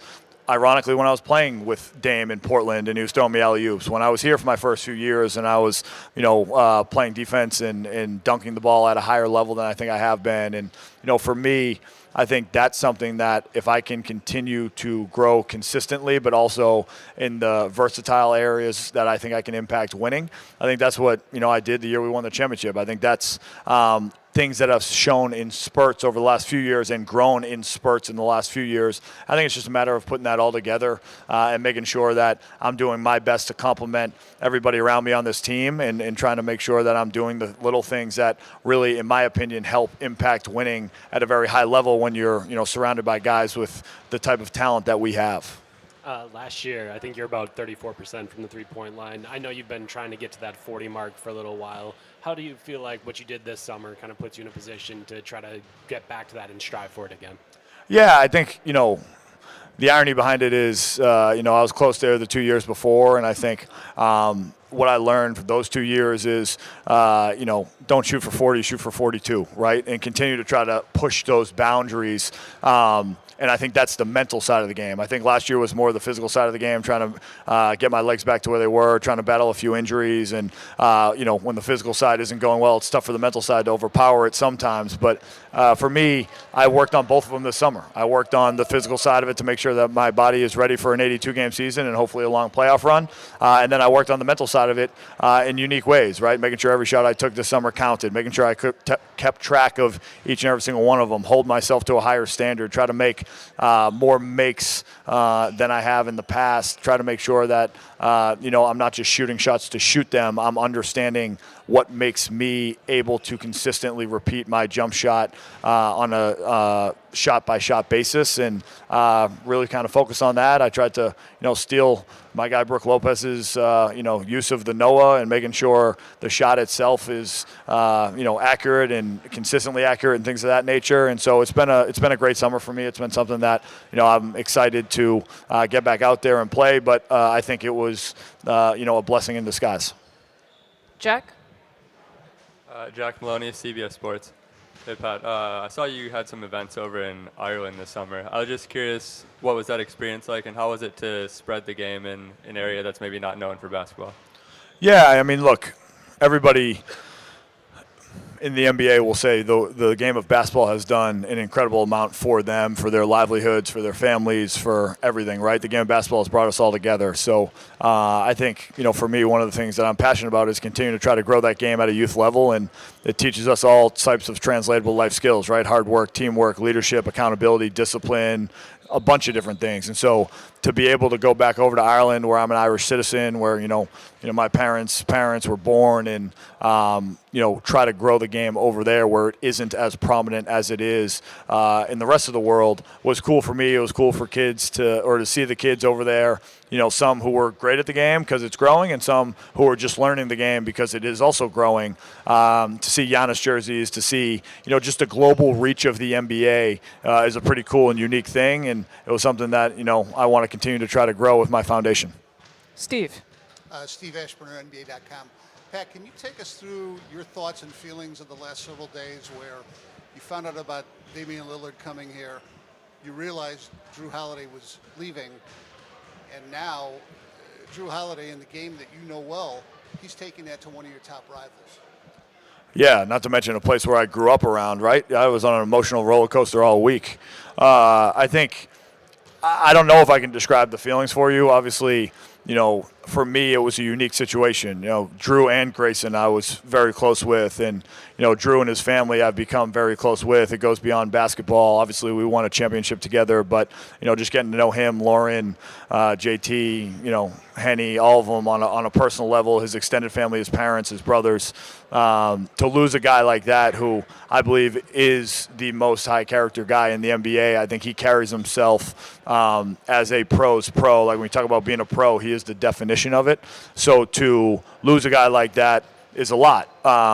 But then, obviously, for me, to gain a guy like Dame, who obviously everyone knows his talent and the impact that he can have on our team, but I know personally, and I know how he carries himself and the character that he has, and he is incredible. So for me, it was, I would say, the definition of bittersweet. It was something that, for me, you don't really know how to react. You don't really know when the news breaks. You get 1,000 texts. I get a bunch of, my employees from my other job coming into my office saying, how do you feel? Everything good? Did you get traded? Like, you never really know what's going on in the NBA. That's the nature of the beast. We're blessed to play this game. We're blessed to get, compensated handsomely for this game. But, part of it is the things that I think some people overlook is, the genuine family-like relationships that we make that will last beyond our playing days. And to see somebody like that go is tough, but to gain somebody that is of equally high character is great. And then, as you said, the cherry on top is you throw Drew Holiday over to the Boston Celtics, who are already a great team, already a team that we've had battles with since literally my first year here 5 years ago, and to see how that is going to impact them both on and off the floor in that city. I think at the end of the day, he will be a great Celtic. Knowing the fan base over there that I don't have any affinity for anymore, but used to when I was a kid, like, he'll be a great Celtic. He'll be a great addition for them. And to be honest with you, it's something that, look, for me, I'm a competitive guy. I want to compete against the best, and it'll be fun to compete against them at the highest of levels. Front row, Steve. Steve McGarvey, Associated Press. This team's been kind of built on defense during its championship contending window. How do you all maintain that without Drew? I mean, obviously Drew was regarded as one of the best perimeter defenders. How can you kind of maintain the defense y'all been playing the last few years without? Yeah, I don't know that you can replace a defender like Drew Holiday individually. I think you can collectively. I think the way that Coach Griff believes in how we play defense, the making people uncomfortable, putting them in positions where we can create turnovers that can lead to easy baskets, using our athleticism and our length, switching a little bit more, putting a little more ball pressure on everybody. I think there are ways that we can definitely put ourselves in a position to be a great defensive team, a top defensive team in this league, which, as you said, is something we've always, prided ourselves on as we were trying to win championships and compete for championships. So while losing a guy like Drew Holiday singularly on the defensive end individually will be difficult, I think collectively we'll be able to all step up, and I think our team defense philosophically will take a step forward, and I think it'll lead to creating even easier baskets on the offensive end as well. Let's go, Ben. Hey, Pat, Ben Steele from Milwaukee Journal-Sentinel. You've been invested in Milwaukee since you've been here. I'm just wondering what you told Dame about the experience living here. What have you recommended to him? Did you try to sell him any property or anything like that? No, I tried to make sure that he was comfortable. I tried to make sure that him and his family are taken care of. I told him, obviously, if he needs anything to let me know. Our ownership group, Giannis, Peter, I'm sure they all have much deeper connections in this city than I do, but I have a half-decent Rolodex around here. So, I just told them it's an underrated place to live. I think it doesn't get the credit it deserves. The people really make this place what it is, and I think he will be welcomed with open arms, obviously, but I think he will be pleasantly surprised at how much he enjoys being around the city of Milwaukee. He's a guy that loves to give back to the community. I know he'll do that here, and I know the city will love him for it because of not just what he does on the floor, but who he is as a person and the things that he does in the community. It'll be fascinating to see the power struggle between Nike and Adidas now that we have two signature athletes here. I'm pretty excited about that one. I'll try to place myself right in the middle and sell myself to the highest bidder. But, I think it's something that I'm excited for him to be a part of a team and be surrounded by teammates that I believe have, more talent and potential than anybody he's been surrounded with to date. And then I'm excited for him to be, obviously Portland has a great fan base, but I'm excited for him to see how great the city of Milwaukee is to the Milwaukee Bucks team and players on a nightly basis. And we represent a city that, deserves to be represented to the best of our ability. You could go one Adidas shoe, one Nike shoe. Oh, yeah, 100%. Then I would be obviously paying tribute to Javon Carter as well. Exactly. We got microphones on the sides. Anybody else have anything left for Pat Connaughton? Going once, going twice. Eric? just for you getting to know Griff and kind of what he's about, how do you as a player help a coach get used to a new place when so many of you are similar and have been here and he has not? Just, making sure he knows that I'm here if he wants to talk about anything or if he wants to know anything. I mean, look, we have an unbelievable organization. You talk about John Horst, you talk about Peter Fagan, you talk about, two guys that know how to run an organization inside and out. They're going to provide all the support to him that he needs. And you talk about guys like Giannis and Khris, and at the time he was hired, Drew. He's going to lean on them to know what worked in their opinion, what didn't work, what are things that we did well, what are things we could do better. But making sure that, I always said to him since the day he got his job, feel free to lean on me, whether it's for living and real estate related stuff, obviously, but even if it's basketball related stuff. Obviously, I've been here for 5 years. I've been one of the guys that have been here longest, and I also have a different perspective, right? I'm not a Giannis, a Khris, a Drew, a Brook. Like, I'm a guy who came in as a young guy. I'm a guy who, prides myself on being an impactful role player in the NBA and have really made a career out of it. So I might see things a little bit differently, and I'm more than welcome to have a conversation about it and give my honest opinion. And whether you agree with it, don't agree with it, or a mixture of both, hopefully it will be helpful. And I think, that meant a lot to him. I mean, he was a 9-year guy. He was an undrafted guy. I think we come from things in a similar perspective. And so it's been great to get to know him. It's been great to see the way that he carries himself as an individual and the way that he's trying to build upon a culture that already has a strong culture, but put his own fingerprints on it, has been really fun to watch over the last few months. And I'm really excited to obviously play for him, for the next season and hopefully multiple ones after that. Anything else? All right, you're Thank off the you. hook.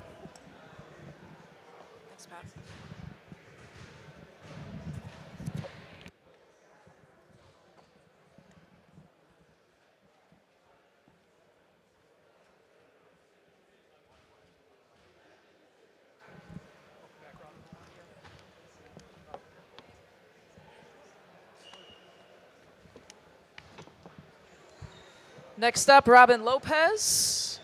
Robin, your hair's on point for Media Day. That's good to hear. It's so difficult to maintain. I see that. And also, Mom, it's going to be easier to head to one city now with 2 sons, right, here in Milwaukee. That was the primary thinking behind my decision, yes. Other than great hair, great personality, what do you feel you can immediately bring basketball-wise to this team this year? I've always thought that I'm kind of a garbage man, utility guy, whatever they need me to do. In my last stint, I ran kind of corner to corner, shooting threes. That was new for me. So whatever is asked for, I'm going to try to contribute in that manner. Open it up to questions. We'll go with Jim. Hey, Robin. Jim Ozarski, Milwaukee Journal-Sentinel. Welcome back. Thank you. I mean, you have been here with the core of this team. You've played with Damian. Just how do you, knowing the guys, their personalities a little bit, more than just the on-the-court stuff, how do you think he's going to fit in with yourself, PC, everyone else that you've also been teammates with here? It's really interesting because there's a question that I have frequently heard on Media Day about who's the hardest worker you've ever played with. And my go-to answers have always been Dame, Giannis, and Jimmy. So it's funny that those were the kind of, like 3 names that you kind of heard in NBA news all summer long. Their work ethic, that precedes them. So to see 2 of them on the same team, it's a really thrilling prospect. I think it's going to be a exciting, exhausting training camp, if I'm guessing correctly. Eric? Eric Name, The Athletic. Robin, good to see you again. Good to see you again. I guess just for you, what did you kind of see as your opportunity here? Like, obviously, your brother's here. You have other big men on the roster as well. But just for you to try to get a chance, what did you kind of see as your opportunity here in Milwaukee? I'm here to support guys. Whatever I need to do to make anybody else's job easier on the floor, that's what I'm here to do.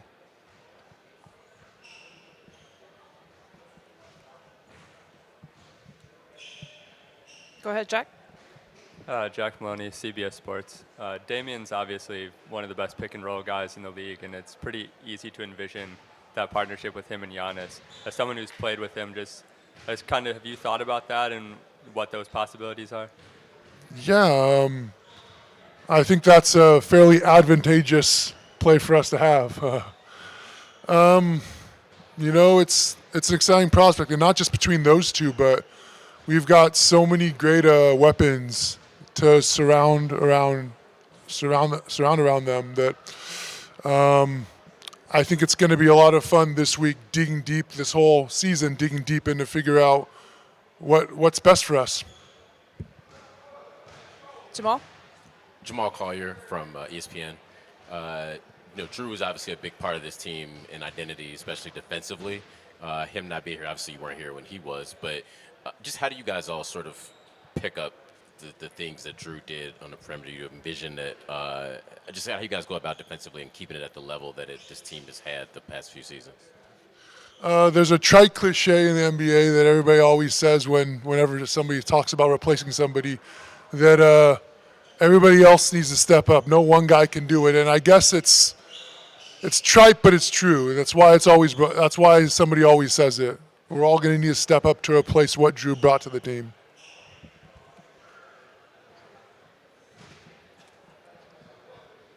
Go ahead, Jim. Hey, Robin. Jim Wozarski again. Although we have seen you pick up at half court recently, so maybe that you can do that. I mean, what's your initial sense of Adrian as a first-year head coach? You're coming back to a team, some guys you're familiar with, but maybe not so much Adrian. What are your senses of him and what he's trying to do here early on? It's been wonderful so far. He's been trying to construct from the bottom up, build a solid foundation, and I think he's doing a wonderful job of reaching out to players, getting great repertoire going back and forth between the two. And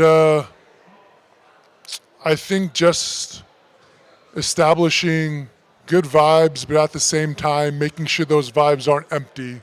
There's something beneath there. Ben? Hey, Robin. Ben Steele, Milwaukee Journal-Sentinel. What book are you reading over there? I'm reading a biography about Humphrey Bogart and Lauren Bacall. You mentioned this a little bit, how you started shooting threes in the last couple of years. I'm just curious, how's your game evolved since you were last here in Milwaukee, and what's kept you in the league for this long? Reading biographies about Lauren Bacall and Humphrey Bogart. There's some kind of metaphor in there somewhere that I'm going to find out. Somebody on this team is Humphrey Bogart, somebody here is Lauren Bacall. And I'm like one of the Ritz brothers or Keegan Wynn or something. Who's got it next? Steve? Steve McGargy, Associated Press. You've obviously played here before. Just what's your comfort? I know a lot of things have changed about this team since, but your comfort level being back with your brother and back in this organization just from having experienced before. Yeah, I'm in a fortunate situation where I've played with a lot of the core group. I played with other guys on different teams, Bobby, Cam, Dame. I keep saying thrilling, exciting, but having experience with all these guys, I'm really looking forward to it. I think I see this right, Cam, in the back. Cam, video producer for the Bucks. Good to meet you. Wondering about the current status of your relationship with Bango. See if you made any amends after what happened. I haven't heard from him, actually. I think he might be feeling kind of spurned the way I left a few years ago. I didn't really reach out to him in any way, so I don't know. Maybe I'll apologize. I feel like I should. I'm wearing a Bucks uniform. Go ahead, Steve. Steve Ashburn of NBA.com. What thoughts do you have on Brook's season last year, the fact that he finished second for Defensive Player of the Year, and just your thoughts on being back on the same squad with him? Thank God he finished second. I know I would never have heard the end of it if he had finished first. I didn't hear the end of it when they won the championship, so we have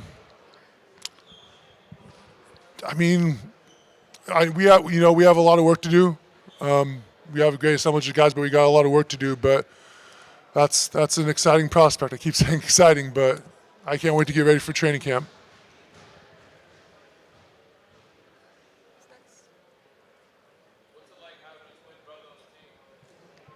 I don't know. People tell me I look like Harrison Ford, and I don't think he's on the Milwaukee Bucks. Is that true? Are people they're just humoring me? You don't have to humor me. I won't bite.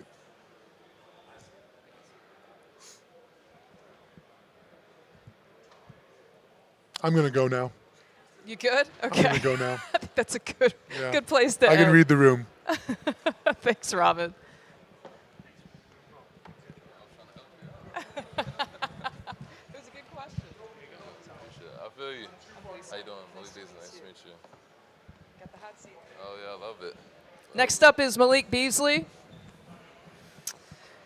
You're not the newest player anymore, not the newest pickup on this team, but you have had experience with different franchises in your career. In your short time here, how do you evaluate this franchise, the chemistry, the synergy that you've been able to see? There's been a lot of little things. For me, it's been the family. There's a lot of little kids out here, different players' kids and coaches' kids, and it's good to see that family vibe going on. And then also in the locker room, it's a family vibe. Most of these guys have been together for 5+ years, so to be a part of this is special, man. It's like I'm excited to be a part of it and win some games. Who wants the first question? Eric? Hey Malik, Eric Name, The Athletic. Nice to meet you. I guess just for you, when you were thinking through, your different free agent decisions and where you want to sign, what kind of stood out to you? I know things have changed quite a bit in the last couple of days, but even earlier in the summer, what stood out to you about this opportunity? The veterans on this team. There's a lot of vets on this team who've been in the league for 10+ years. Like I said before, the chemistry that they have, I wanted to be a part of that.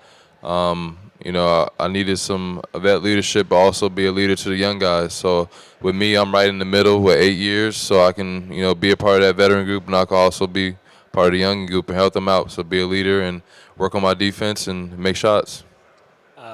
Grayson Allen was a part of that trade. He was obviously the starting shooting guard last year. Kind of how do you see your fit as far as possibly coming off the bench, possibly starting? Like, how do you try to figure that out in training camp?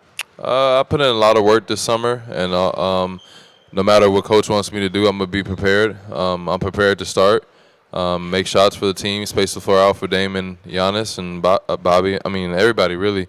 So I'm excited to do that, and whatever happens, happens. I just want to win. Jack? Yeah, Jack Maloney, CBS Sports. You mentioned spacing the floor. As a guy who shoots threes at the level you do, how excited are you to play now with Dame and Giannis, who are going to draw so much attention? Yeah, I played. We played a little bit already without Dame, and I've gotten a lot of open shots, and it's honestly surprising how much open shots I've gotten. So I just got to be able to make open shots. This might be one of the first years that I don't have to put so much pressure on, trying to come off pin downs, or if I got to find a shot in transition or something like that, all I got to do is run the floor, get easy baskets, and defend. Jim? Jim Wazarski, Milwaukee Journal-Sentinel. Hey, good to see you. Good to see you, too. How obviously there's expectation here anyway. Yeah. Damian's presence now probably ramps that up. What's the balance of, what you want? You came here for a reason, too. Right. But also staying in the day-to-day, as Adrian said. Because I'm sure there's a natural rush to see what it looks like, to feel good. But you can't get there unless you do the. Oh yeah, of course. There's going to be some ups and downs. Obviously, Rome wasn't built in one day, so we're going to have to figure it out. I think I saw already. Giannis said that we're going to have to watch film early because the expectations that we have is to win a championship, and obviously we got to get it in the game and learn each other's chemistry in the game. But we got to watch film as soon as possible to get together, and I believe coach is going to do an amazing job gelling all of us together and making us do what we do best in each role. Got Dario in the far back. Dario Melendez, WISN. You just mentioned all those open shots you're going to have now. I know Grayson used to talk about how that was a difficult transition for him because he wasn't used to it. Do you think that might be a challenge when you first start? Like, you're just going to have so many open shots? I wouldn't say that's a challenge. I would say that's a blessing for me. But honestly, it's all mental. I got to make sure I'm ready. So I've been preparing myself for that, whether that's, some drills are different for different drills in certain situations. And for me, I've been doing a lot of in a rows, so 5 in a row, 6 in a row, 7 in a row, sit down for a little bit, go back to it to simulate game situations like that, open shots and not just contested. Anything else? Going once, going twice. You're off the hot seat. There we Malik. go. Thank you. Nice to meet you. Thank you, Malik. Welcome, Milwaukee.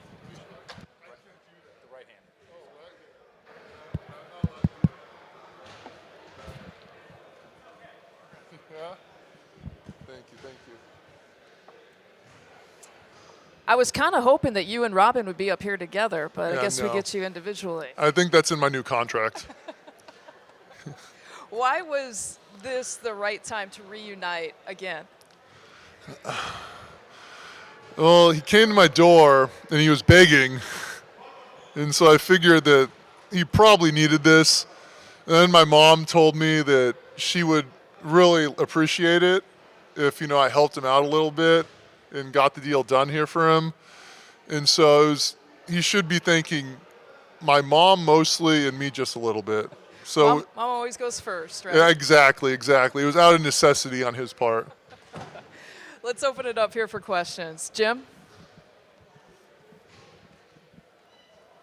Jim Ozarski, Milwaukee Journal-Sentinel. Good to see you, Brooke.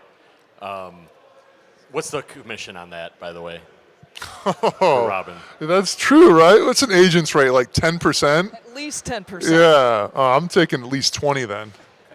Well, I somewhat along those lines. What was this offseason like for you to have the year you had, to have suitors and some, big dollars available? What was your thought process going into this summer in terms of weighing options and also weighing coming back? Yeah, it was really just about finding the place where I had the best chance to win, which, there's not many better opportunities than here. And finding a place where I felt I was valued. Those were really the two things. And there's so many positives here that, I've grown to love in my 5 whatever years here.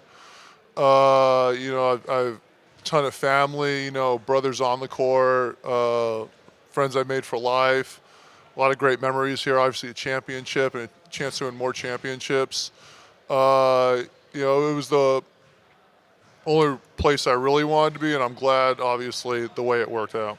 Was there, I know you have told us you plan to play for a long time. I know you haven't really put a cap on that. Yeah. But considering how long you've been in the league, was also, like you mentioned, value, like actual value, a big part of this summer too. Just considering the dollars available and just the chance that maybe in 2 to 3, 4 years that might not be the same. Was that a calculus as well, and just maximizing? Yeah, absolutely. Yeah.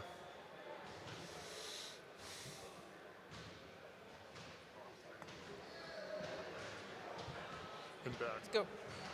Oh. Go. Sorry. Steve McGargy, Associated Press.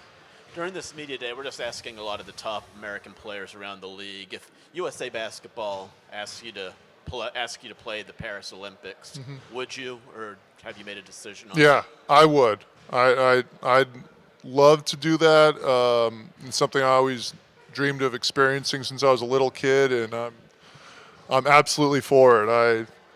I asked Steve Kerr while I was subbing into a game last year. I didn't ask. I told him I was free this coming summer at 24. So hopefully this will help remind him, and I'll do my job and ask him again when I'm getting subbed in. Hopefully I'm getting subbed in, or not playing. That's probably not a good sign for him to put me on the team. But so hopefully I'm getting subbed in at some point. Did he have a response? I don't know. I think he just told me. Actually, I can't say. Eric? I know Robin's advice might not always be the best thing, but I'm curious for you, what has he told you about playing with Dame and kind of what that experience can be like and what it might be able to open up for you? Right. Yeah, I mean, from what he said, we know his on-court stuff and everything like that, but just his drive, his commitment, his desire to win, things of that nature that he's explained to me are really what, piqued my interest, more obviously than it already was with the 50-foot buzzer beaters. But, just hearing the competitor he is and how that adds to the locker room we have, with Giannis on top and his drive and desire, it's going to be exciting to see the fire this team has this year. Just thinking back to your first year here, you're signing the, I think, biannual exception, and there's people wondering, is Brook Lopez going to stay in the league? You've now signed 2 contracts since then. What does that, one, mean to you, and then just the faith that this organization has shown in you to give you 2 new contracts and kind of make you a part of everything that they do? Yeah, it means a lot, because at that time, coming off that season in LA, I personally felt like I had a lot left. There's no question in my mind about that. It was just a matter of finding another team out there who had that same belief in me, and so it means everything to me. I don't know where I'd be without the Bucks, the ownership, GM, doing what they did for me, and so I'm eternally thankful for that. Dario? Dario. We got to you, Dario. There we go. 2 quick questions. I mean, first off, I know you touched on Dame, but when you first heard the news that he was going to be a Milwaukee Buck, I mean, how exciting was that? It was incredibly exciting. I was sitting at home on my couch, and my friends texted me, and he texted me in a way that kind of worried me at first. He was like, "What are you doing right now?" And I was like, "Oh God, this isn't going to be good news." And then he said, "You guys just traded for Damian Lillard," and I was like, "Wow." I mean, that was a huge relief because it wasn't something terrible, obviously. But then, I was very, very elated. I mean, it's just such an exciting opportunity, and the player that he is, the things he could do for this team. I mean, it's going to be so much fun to be a part of and watch. And then on the flip side, in order to get Dame, you obviously have to lose a guy like Drew Holiday. I mean, how much of a loss is that? Yeah, it's so tough. It's like bittersweet's it's the right word for that, for this. Drew's from North Hollywood. I grew up in North Hollywood too. We grew up playing against each other in high school. So we've always had that, familial connection, and we were blessed to be able to finally play together in the NBA, which was awesome. A dream come true. And he's someone I'll always consider a brother. He was at my wedding this summer. He helped me achieve a personal goal of mine of winning an NBA championship. He'll forever be a part of Milwaukee lore, and I'll thank him forever for that. And shoot, I mean, I love Drew so much, and it's going to be pretty annoying to see him playing against us in Boston, switching 1 through 5, guarding all of us, making our lives live in hell. November 22nd, I think, is the. Is that right? That will happen. Jack? Hey, Brooke. Jack Money, CBS Sports. Going back to Dame for a second, he's obviously one of the best pick-and-roll guys in the league. Have you thought about what sort of possibilities that entails, combination with you and him? Yeah, it's such an exciting thought. I mean, he commands so much attention in a pick and roll or pick and pop. I'm just focused on doing my job, getting him open, setting a good screen, and then either get into the pocket or staying behind the arc and letting him do his thing, attack the paint, draw attention, and just being ready to catch the ball and make plays. Jim. Hey, Brooke, Jim Lazarski, Journal Sentinel again. The way last season ended, we didn't get a chance to speak to you the last 2 years, even though a lot of expectation. That was going to be here regardless of any changes. So what have you maybe learned from these last 2 years and not reaching expectation and balancing it with now heightened expectation? I don't know if you can go beyond expectation, but it feels like that. So what can you learn from that and then apply?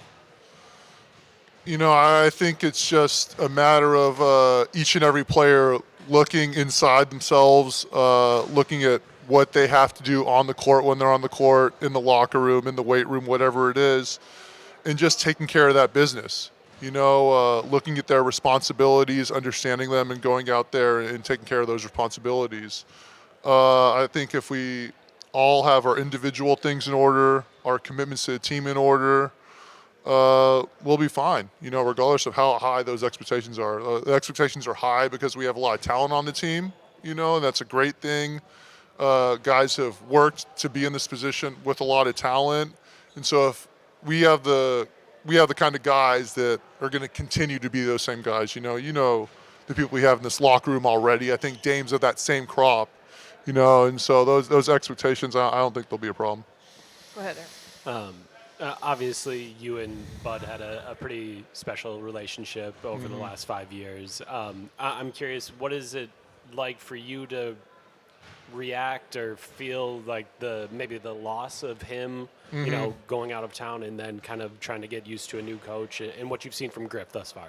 Yeah, again, like you said, we had a special relationship, and Bud was absolutely one of the people who stuck himself out for me when I needed help. When my career was at a point where I needed someone to reach out for me, he was there for me. So he's a very special person to me, a very important person to me. We got to talk a few times this summer, and I let him know how much I appreciate him. But it's definitely exciting to have Coach Griff here. Fresh feeling, first time head coach. So that's really energy you can't fabricate in any other sort of way. He's just so excited to be here, finally achieve one of his goals, one of his dreams, and so we're lucky to be a part of that. That's energy, feel that you can't get anywhere else. I think that's going to be a huge benefit for us and something we can all feed off of. Steve? Steve Ashburn, NBA.com. I was going to ask you a little bit about Adrian as well. If you can get energy from a first-year head coach as a veteran team that wants to win again, what can you do to help him in this transition to a whole new role? Yeah, it's definitely a two-way street like that. And I think we have a lot of very experienced players, who've been deep in the playoffs, who have been in the league a long time, and obviously he played in the league as well, so he knows what it's like to be in our shoes. But we can help him just with what we see on the court, giving him an idea of the experience we've had together as a core, because obviously we've had a core that's played together for a few years before he got here. And just, at times letting him know how we feel or the feel we have when he might not necessarily understand that or see that. Anything else? Good. All right. Thank you, Brook. Verbally stumbled enough for one day. Thank you, guys. Thank you, Brook.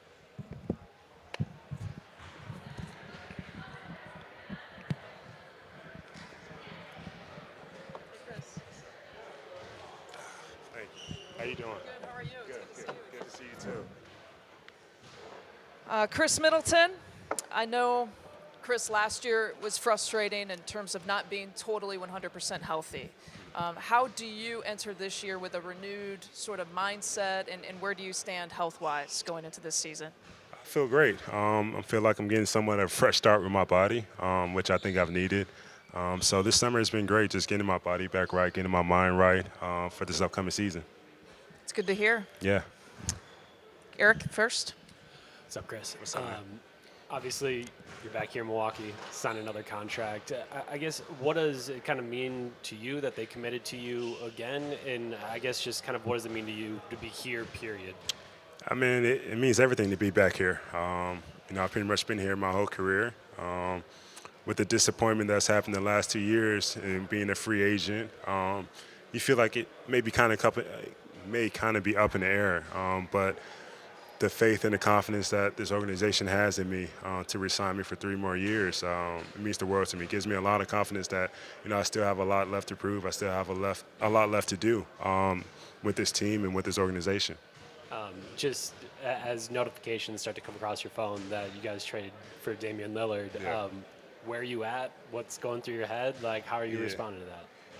I was here. I just got done with a workout session, and just I would say just mixed emotions. I mean, first not knowing if it was really real or not because it came out the blue, but then, sucks to see our guy go. What he did for our organization, what he did for me as a person and my family. It was tough to have that conversation and see him go the other way, but to get somebody like Dame in, got to be excited for a guy like that. I mean, playing against him all these years, knowing what he does on the court, the type of presence he is, the type of guy he is, and the type of teammate he is, I was definitely excited to have him come in. Jim? Jim Ozarski, Milwaukee Journal-Sentinel. Chris, good to see you. Jim. You got to rewind it back a little bit and just some. Was the injury against Chicago, was that I guess what precipitated the need for surgery, or was it something that had built up throughout the year or years? That was just something we knew before Chicago that it was going to have to be fixed or be worked on, whatever term you want to use. But the Chicago was just a reoccurrence of the same thing that had been happening. I know no one wants to have surgery if you don't have to, but once you made that decision, I guess, was it difficult to do, or are you feeling so much better? Because I know you manage stuff to a point. Yeah. So I guess, truly, how do your legs feel after that? I feel great. Don't have the pain that I had last year. But it was a decision that was made halfway through the season, I would say, where I'm just going to have to get it fixed. And it wasn't a hard decision at all. I know that was your question. Yeah, it wasn't hard. It was something where you're going to be dealing with this pain unless we go in there and get this procedure to help you out. And I'm glad I did. And, right after surgery, I felt immediate relief and feel good, ready to go. Ben? Hey, Chris. Ben Steele, Milwaukee Journal-Sentinel. You mentioned playing with Dame a little bit, but just, he's so good on the ball. You've done a lot of initiating yourself. Just how do you anticipate your role changing in the offense, if at all? I don't think it changes that much. I think it just makes my life a little bit easier. I get to play off the ball more, which, I've done in the past and which I've came up doing. Just the last couple of years, I've been more ball dominant. But I think he's a guy that is just going to make not just myself, my life easier on the court. He will make everybody's with his presence. You've seen clips and memes of him getting double teamed at half court. So you just imagine the type of space that creates for Giannis, myself, Brook, Bobby, Pat, anybody out there. Go ahead, Steve. Steve McGargy, Associated Press. We're just asking some of the top American players around the league, if USA Basketball asks you, would you play in the Paris Olympics, or have you decided yet? I would for sure play. I've been thankful and blessed enough to be on one Olympic team. Would love the opportunity to represent my country and do it again in Paris. I would definitely sign myself up for that. Dario. Chris, Dario Melendez, WISN. I know you touched briefly on Drew, but how big of a loss is it both on the court and off the court, losing a guy like that? Yeah, like I said, it's tough. Our families were close off the court, hung out a lot, did a lot of different activities. So to see somebody like that you've been close to, in the locker room, on the court, and off the court, that also affects the family side of things. So that's been tough that, we're still trying to work through and whatnot. So I'm smiling because we've got an idiot doing stupid things. But like I said, it's tough. We'll always remain brothers, friends, but now we just have to do it from afar. We'll go Steve and then Lily. Steve Eschbrenner, NBA.com. Giannis has talked here and during the summer about wanting an organization that continuously improves and wants to win. With that in mind, what one or two things do you think we can see from Giannis this season? Maybe he's added wrinkles in his game, something brought out with Damian Lillard. Any changes you expect? You have to ask that guy. I mean, I haven't been with him much this summer. We've been on two different plans for the most part, but I know he's going to come with something. Every year he finds a way to improve his game and help uplift his team. Lily. Lily Zhao, Fox 6 Milwaukee. Hey, Chris, just with your conversations with Coach, just what gave you the assurance that he was a guy you wanted to learn from and he was the right guy for the job? Just the respect that he commands. He's big on building relationships, getting to know each and one of us. and like I said, we're at the starting point. I haven't had too much time to spend with him, but I've been around him a lot to know that he's hungry. He wants his opportunity to go well for himself.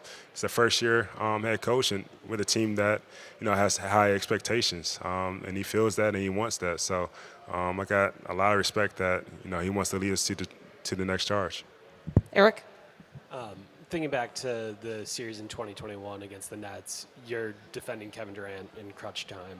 I'm curious, now that you have a guy in Damian and a guy in Giannis that has the ball in their hands as much as possible, do you feel like that can open you up to give more defensively to take on more of those assignments? I think that's fair to say. We necessarily haven't had conversations about that, but I think it's something that we could see. I mean, having a guy like Drew leave that handle a lot of those assignments, some of those could get past to me, but we also got some other great defenders on this team also, so we could probably have a good mix of different matchups out there. Go ahead, Jim. Hey, Khris. You have had expectation to win a championship since the one you captured. Obviously, we know how it's gone the last 2 years. Does Damian's acquisition change that at all? Because it felt like if there were no moves made other than you and Brook and everyone coming back, you would have felt that way anyway.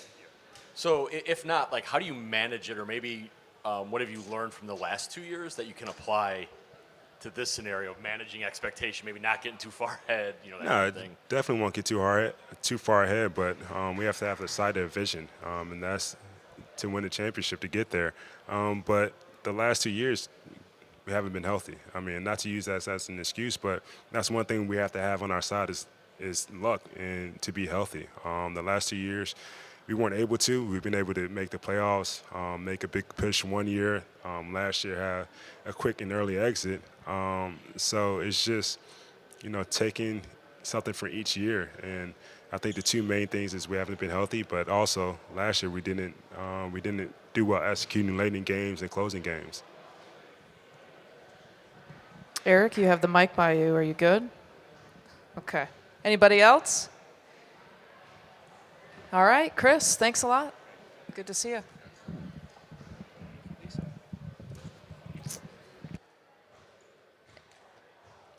I'm looking at Dan. Does that conclude this part, Dan?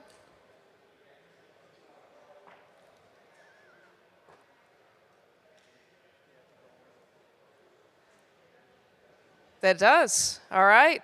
Thanks for showing up, everyone. The podium is now closed. Thank you.